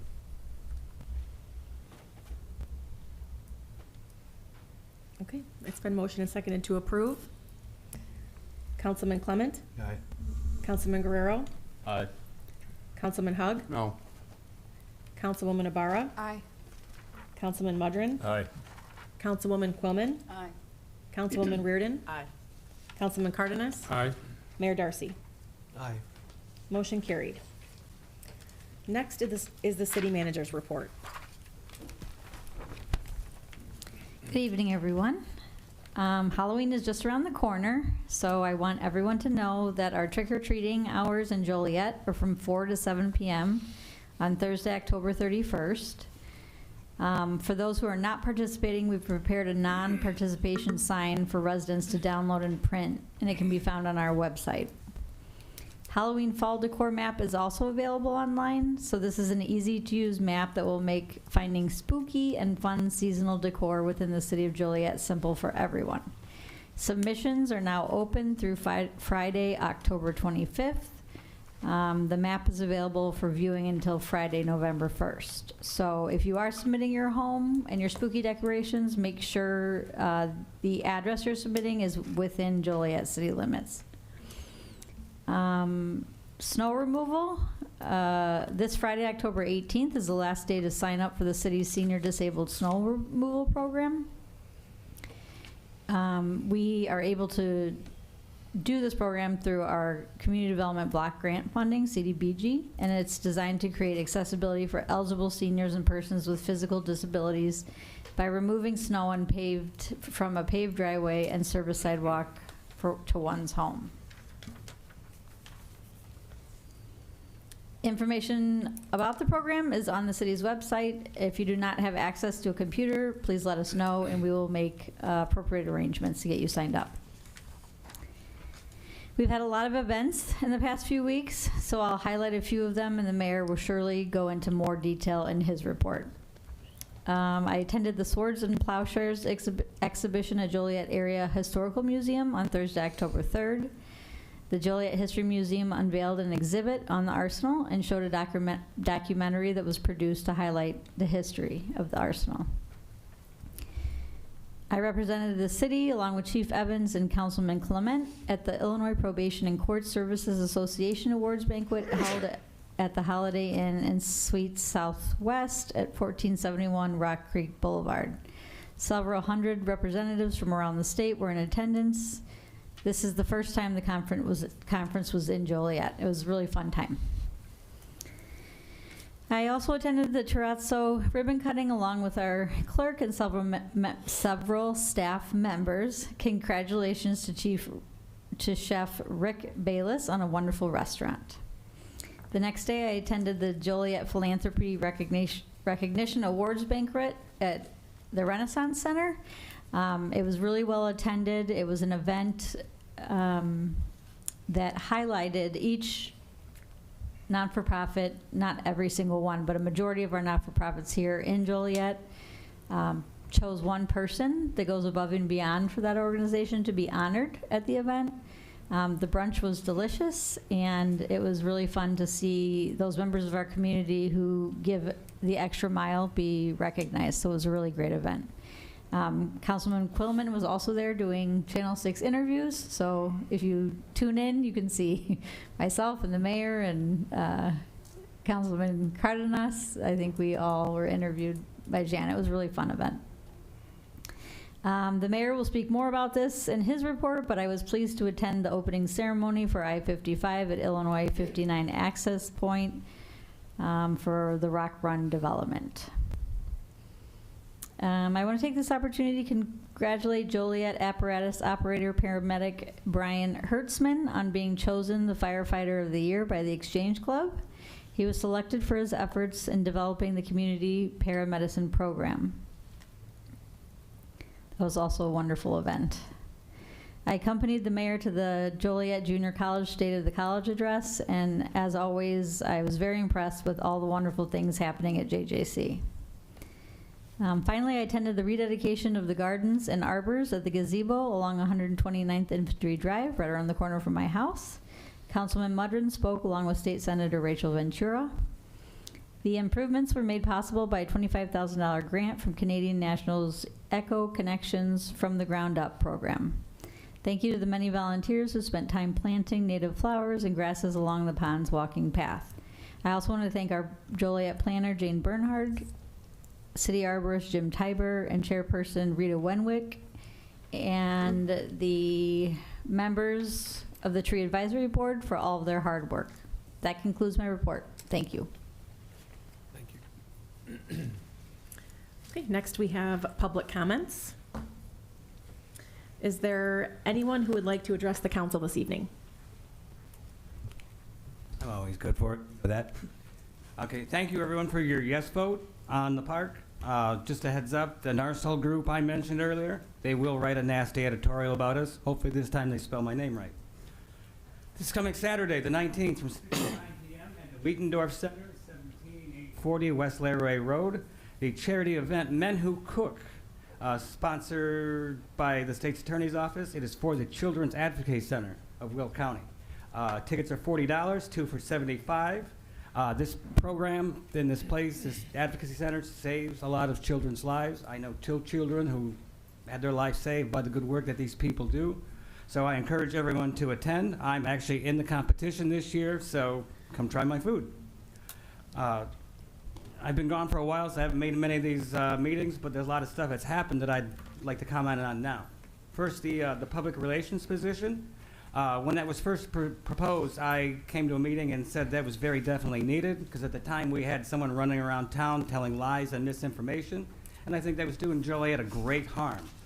Look what happened to the economic development people. They weren't getting any results. So it's good that we got the right person in that job, the most qualified, and then it will help the city. Second is the tram. I don't think it's a good idea. I worked downtown for 12 years. Downtown's just not set up for something like that.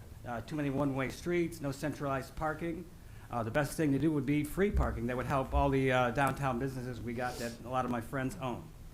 We could, instead of buying the tram, maybe buy another electric street sweeper or other heavy, lighter equipment powered by batteries, and that would satisfy a lot of these green initiatives that are going on. Lastly, this November 5th, please vote, everyone. Your cost of living and your quality of life depends on this. So I encourage everyone to vote. You know who I encourage people to vote for. And if you hear that me and my campaign are supported by wealthy extremists who paid for January 6th, that statement is not true. I'd like to say that. And good night, everyone. Thank you. Thank you. Good evening, Mayor, Council. On behalf of Mrs. Louise Nichols, F. Nichols, and the Alpha Kappa Alpha, and also Roof Chapter number 9, Prince Hall affiliate, we would like to appreciate your honoring, giving us the honor to Sister Nichols. I'm very nervous, I'm sorry. But we really appreciate it. But she is a auntie in her family and to us, being representing education, over 30 years. So we really, truly appreciate giving her the honor. So thank you so much again. Thank you.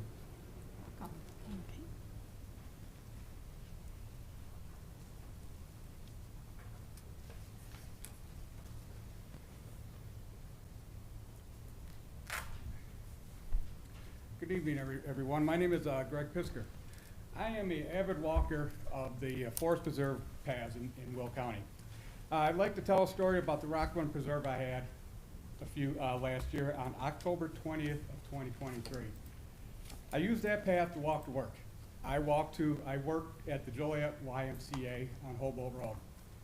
I walked that path a couple times a week.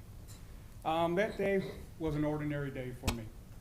Walking, I came up to the pedestrian crossing that's at Black Road, that is just west of the library, just before the I-55 overpass frontage road area there. Cars stopped for me to cross the road. On the westbound lane, cars stopped. There was a green car in the eastbound lane that stopped for me, and I proceeded out to walk across the street. At that time, I didn't know that the black car was going to rear end the green car, and that green car hit me as I crossed that walk. I don't know what happened. All I heard was this loud bang, and next thing you know, I'm laying on my right side on the curb, trying to catch my breath. I couldn't breathe at the time. I had another motorist that stopped, helped me up, and said that the green car did hit me from the impact of the black car. So, taken to the hospital, no major problems, except for we found out that I had a torn rotator cuff a few weeks later, and in December, I had surgery for that. Moving forward, needless to say, I had a few months, 6 months, and I took the time, and with the crazy weather that we had, I did a little bit more walking and a little bit more exploring of the forest preserves. One day I was going down to Lake Renwood Preserve on Airport Road, and I saw this. I call it a pedestrian light, crossing light. I have some copies if anybody would like to see. And I started thinking to myself, why can't the Forest Preserve put something like that there? Because Black Road is a very busy road at that time, day and night. So going forward in May of this year, I went to a Forest Preserve board meeting and shared my story with them and talked to them. They said that there was really nothing that they could do as a forest preserve because that crosses a city street. And they said that I would probably be best off if I called the city of Joliet. So I called the city of Joliet, made a few phone calls, and I left a few messages. At the time, I didn't really get any response, but also, that is my busy time coming up with the YMCA summer camp for the next 3.5 months. A couple hundred kids I have to clean up after. So I really didn't pursue that issue at the Moving way forward till last couple weeks ago, I was driving down Black Road one day and one Sunday morning, and I noticed that the only sign that's there is, well, a sign that says "Stop here for pedestrians," has been removed. So now there's really very little signage for motorists to know that there's a crosswalk there. Because everybody that I talk to say, I didn't know it, but oh, now I do. Now I know where you're at. So I made a few phone calls with the city, didn't really get anywhere. And then I called my councilman, Mr. Mudron, and I left a message for him, and I called Councilwoman Quillman and actually talked to her for 20 minutes or so about it and said, what was going on? Why was that sign removed? And she said, give me a few days and I'll get back to you. I talked to, the next day, Councilman Mudron called me back and we talked for a good 20 minutes about this situation. He knows about that crosswalk and knows how dangerous it could be. And he said the reason why the sign was removed because it's a false sense of security for pedestrians, that if one car stops, they all stop, which I know that doesn't happen. So in closing, I'll try and make this as short as possible. I'm asking the city if we could look at putting some type of pedestrian light there or at any other busy crossings to help people. I've never heard of anybody getting in an accident there or losing a life, but I would hate to see that happen now. It's something that I'm passionate about. I still cross there 2-3 times a week as I go to work. And I've noticed that people do stop and some people don't stop. So just ask the city to look into it, to see what we could do to make that safer for everybody that's out there. Thank you very much, Mr. Mudron and Mr. Quillman. Thank you guys for calling me and letting me talk to you guys and share my experience. I'm kind of passionate about this now because it's something that I think really needs to be done. So if anybody has any questions or comments, I'm always available. And yeah, so thank you very much. I appreciate your time and everything. Mayor, may I? We've had numerous conversations about that crosswalk, and exactly what Mr. Mudron said was this false sense of security for the pedestrians, because whatever we did have up there in different times and various things, we had that one would stop, this one would stop, and then the one would go by us, and you know, it was so dangerous. Yeah, We've talked about the possibility of putting an intersection like on Jefferson Street, which, how can I say, it's like by the Walmart, I think it's Joyce Road, there where there's a halfway point.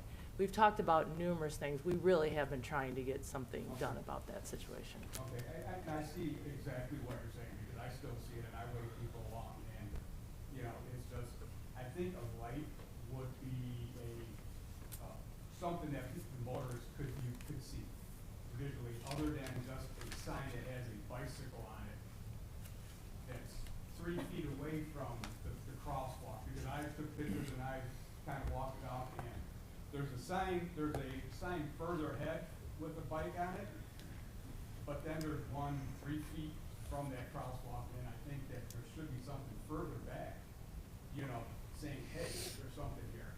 And I mean, The conversations have been taking place. Trust me, I've been involved in a lot of them. Really, truly, we have. We're just trying to figure out the right one, and we're not sure there is a right one at this point. Yeah, But and I agree with you. I understand it, but I know things don't happen overnight, but I just wanted to share that so everybody can see that we could make a better difference. We can make a difference because Mr. Mudron said that that's promoted, those trails are promoted for a healthy lifestyle. And that continues on all the way down to past Route 80. And it's a nice trail, and I enjoy it, and I'm sure everybody else does. But it's a little bit of a bear trying to get across there at certain times. So I agree. thank you, everybody, for your time. I appreciate it. Thank you. Thanks for coming down. Is there anyone else who would like to address the council this evening? Okay. Seeing none, we will move on to mayor and council comments. Start today?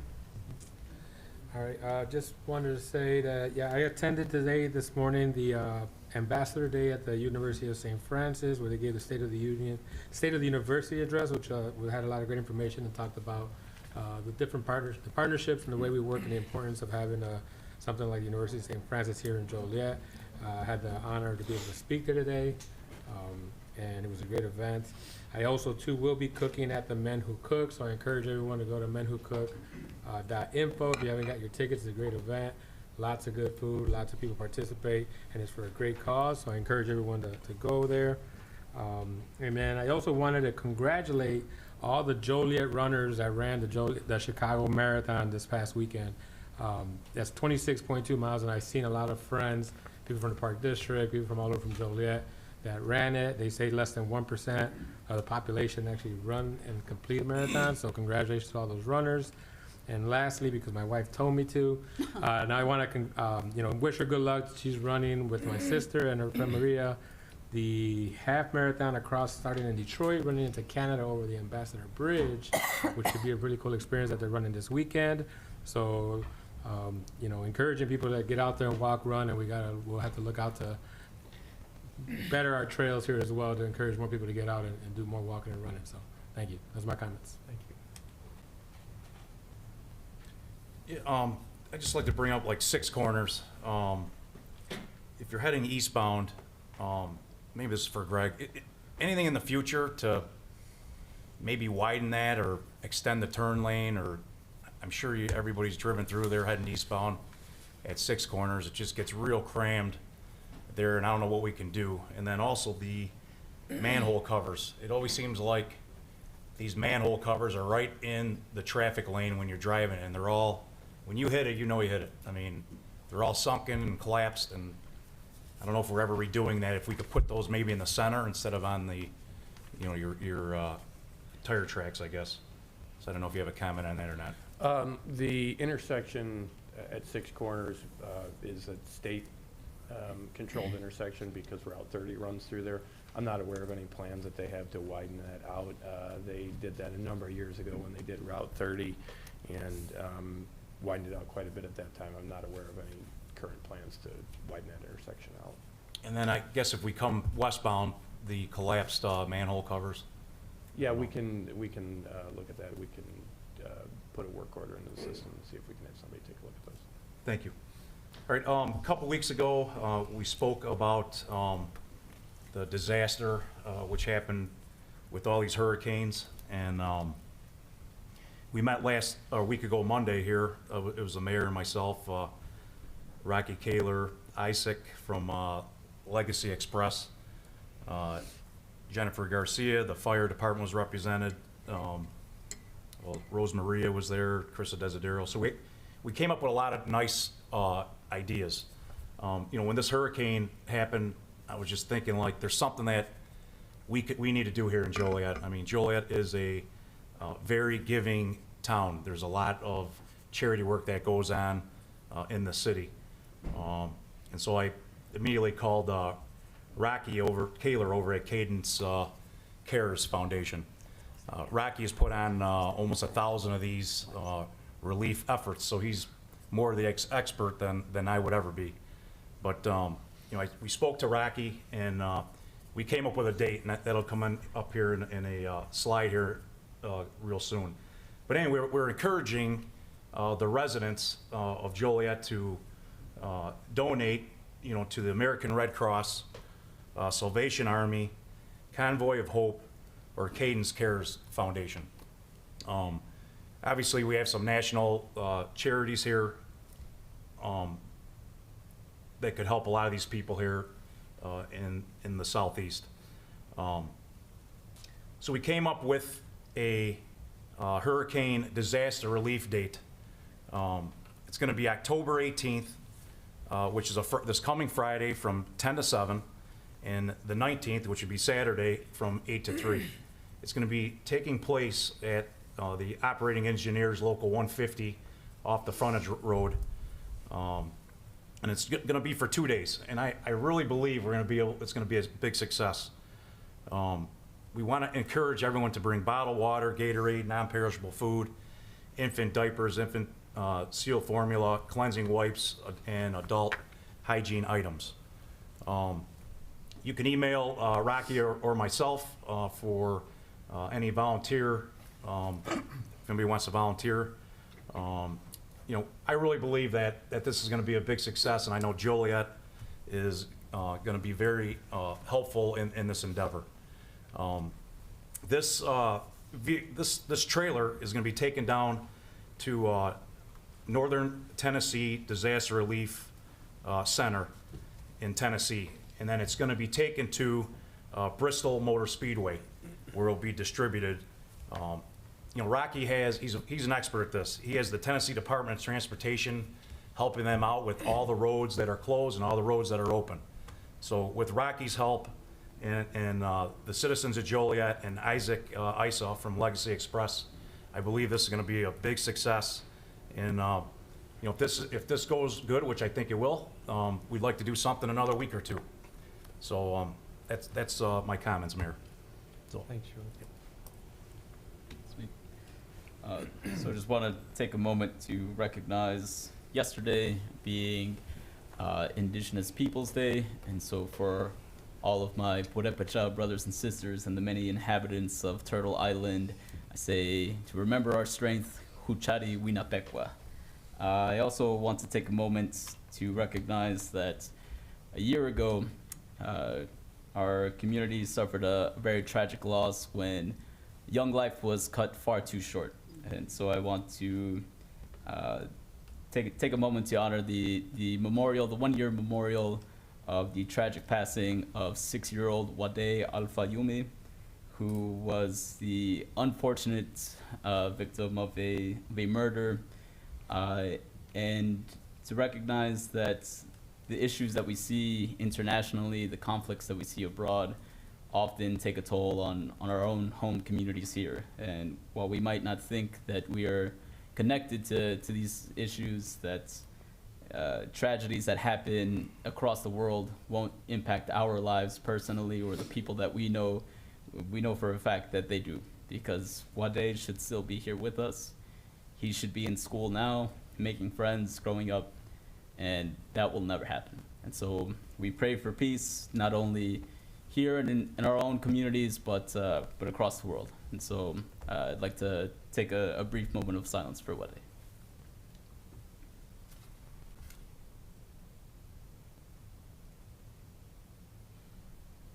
And with that, Mayor, that would be all for me. Thank you. Okay, I want to begin my report by thanking the residents who came out to the East and Southeast Regional Alliance meeting. That's formerly the Eastside Neighborhood Council. Betsy Satcher and Boise Walker always do such a great job. Warehouse Workers for Justice was there presenting about air quality, not only in the warehousing district, but all over the city of Joliet. I want to thank the residents who came out to St. Pat's Neighborhood Council meeting. I passed out Walt gift cards to those who participated and won the quiz. I did on city information. One of them was actually Deanne's phone number. And so just want to remind everyone that won those gift cards that they're closing next week on the 22nd. So you still have a few more days to get your Barbie Sundays. I want to continue to support the efforts of the St. Joe's Hospital nurses and spoke with their labor leaders who were in attendance there at the rally. I also spoke on behalf of the mayor at the Maternal Outcomes Matter Shower, or the Moms event, at Noel Park Recreation Center. This was part of a national tour that addresses maternal health crisis in the United States, and it made its final stop here in Joliet on Sunday. I presented a proclamation on behalf of the city and shared the stage with the U.S. Senator Tammy Duckworth and Congresswoman Lauren Underwood. I also want to quickly open a discussion that we will have, I'm sure, at a later point. I've been getting a lot of requests to create a committee or a task force related to domestic violence here in Joliet. And as everybody here at the DS and beyond knows, that domestic violence is really a big issue here in the city of Joliet. So I wanted to open that conversation. And as you know, or don't know, My sister-in-law was a victim 21 years ago of domestic violence, stabbed to death. So I do think this is very important, and I would like to have further conversations about this. And that completes my report, Mr. Mayor. Thank you. Thank you. I'd like to start by calling the fire chief out. We all saw some items in the paper about the fire on Sunday that seemed to call out most of all your stations, and hopefully no one was injured. Nope, no one's injured. Great. Rosemarie, thank you for the pictures that come up when each of us speak. I know we had talked before about the CN $25,000 that Beth spoke on earlier. A couple people that didn't get named that were there was Brent Fraser and Craig Smith, who had set up the mics, the speaking. Them and others then had painted and upgraded the shelter there that we were under, which everyone enjoyed greatly, as well as Krista Desiderio, who was there representing the city also. Thank you. I did speak, as he mentioned, with Greg Titzker on this. Anyone who was there for the Rock Run interchange cutting, ribbon cutting, I think maybe saw the paths that are the walking paths that are already around the outside of the facility. Those paths then go down to Olympic Boulevard, cross what was a low area creek that ran there. As soon as you cross that bridge, there's a path that takes you back up to the north into the junior college path that then attaches to the path that he was speaking of that came from Black Road, which wraps around the library, and then the Forest Preserve just widened that down Infantry, and then over on Theodore Street. That's quite extensive, and so I do see more people on these paths all the time, from running, bicycling, cycling, that I foresee them being used much more, and that was all part of the Rock Run sales to us, that all the houses there, they were going to be able to get on these paths and move around that way. Obviously, you can go into the I&M Canal path if you want to go from there. Other than that, thanks everyone. Have a good Halloween. Thank you. Okay, a lot of things have already been said, so I'm not going to repeat them. I know I've been to the Cathedral area meeting, St. Pat's meeting, and also the Cunningham meeting and neighbors.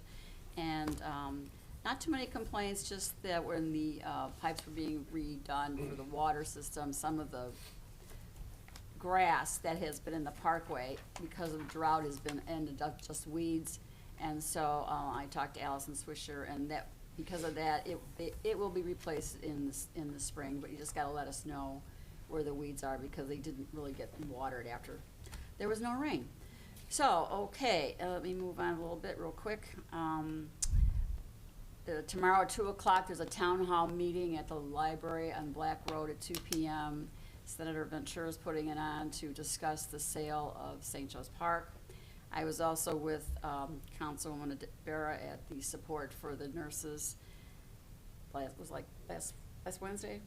Yeah, so they're in dire need, but we have to show their support, although there's not much we can do except show our support. And so being a nurse, I'm there. And last but not least, I'd like to apologize in the beginning about the election date. It was nobody's fault, and I caught it at the last minute. And I didn't want us to vote on it and then have to go change it. So nobody's fault. It was just, we didn't think about it, and I didn't even realize it till about an hour before the meeting. So that's all I have. So anyway, happy Halloween. Everybody knows that Western Avenue is the place to be. So I already asked for police protection because people drive all over, and it is the place. So you may not recognize me when you come down the street, but you'll know me. So have a safe, happy Halloween, everybody. Thank you. I give you the floor. My turn? Your Thank turn. you. You know, I want to thank Joe Clement for all of his efforts. He really did a lot of work, brought that meeting together with Rocky and Isaac and everybody. We do want to reiterate that if you can't make it in the next weekend, writing checks and financial donations are still heavily encouraged. So much appreciate, Joe, for all your efforts on that, and we hope to fill a few trucks to get those down there. This devastation is going to be a long, long time. This is going to be months of people trying to readjust. My mom, we've got some family down there, and one of our relatives who lives not outside of Asheville, 2 miles of the road is gone that they used to use to get in and out of town. So it's not going to be a one and done, and I'm sure we'll do a few more of these collections to help them. In the last couple of weeks, it's been a little bit busy and fun. I participated in a panel on October 3rd with the Urban Land Institute, which is a study that was done to figure out what's the best plan forward for the properties and the downtown itself, particularly related to the Metra, Amtrak, and PACE that all comes into convergence in one spot. They did their study and they brought in 4 very seasoned development people out of Chicago. These developers do big projects, and they saw a lot of promise. They think there's a lot of opportunity here in the city. A very positive outcome from that meeting. I think we were with them 4 or 5 hours that day. I want to thank Jane Bernhardt and everybody that was involved in putting that together. Chris, I know you had a big hand in that. Thank you. They identified some real positive sites, one of them being City Hall for urban development, for vertical development. The BMO Harris Bank lot across from the tracks from the baseball diamond. The former Lions Lumber site, which is on the other side of the tracks. They saw a whole lot of opportunity, a lot of promise for long-term future for our downtown. On Friday, October 4th, we visited the ceremony for the Tortazo restaurant located in Harrah's. And we all know Rick Bayless is a world-class, world-renowned chef. So to have him in our town is really a wonderful opportunity for all of us. The next day we did the ribbon cutting at the I-55 and 59 interchange, which was really instrumental in what's going to change some exciting development out in that part of our community. Look forward to that for the future. And also with Beth and a few others, we attended the State of the College address by Dr. Klein Namuo. Okay, I'm tough on that one. Anyway, what a great guy. His remarks highlighted the college's successes over the last year under his leadership. Joliet Junior College has 3 campuses in our city, so it's really important that they thrive and serve our young people as they do. It's truly one of the best values in higher education, and they'll continue on for much, much more to help our community and all those they serve. That's all I've got, so happy Halloween and thank you. Okay, I did receive a request for closed session. Is there a motion to go into closed session to discuss personnel, collective bargaining, land acquisition or conveyance, pending or threatened litigation, after which the meeting will adjourn? So moved. Second. It's been motioned and seconded to approve. Councilman Guerrero? Aye. Councilman Hug? Councilwoman Ibarra? Aye. Councilman Mudrin? Aye. Councilwoman Quillman? Aye. Councilwoman Reardon? Aye. Councilman Cardenas? Aye. Councilman Clement? Aye. Mayor Darcy? Aye. Motion carried.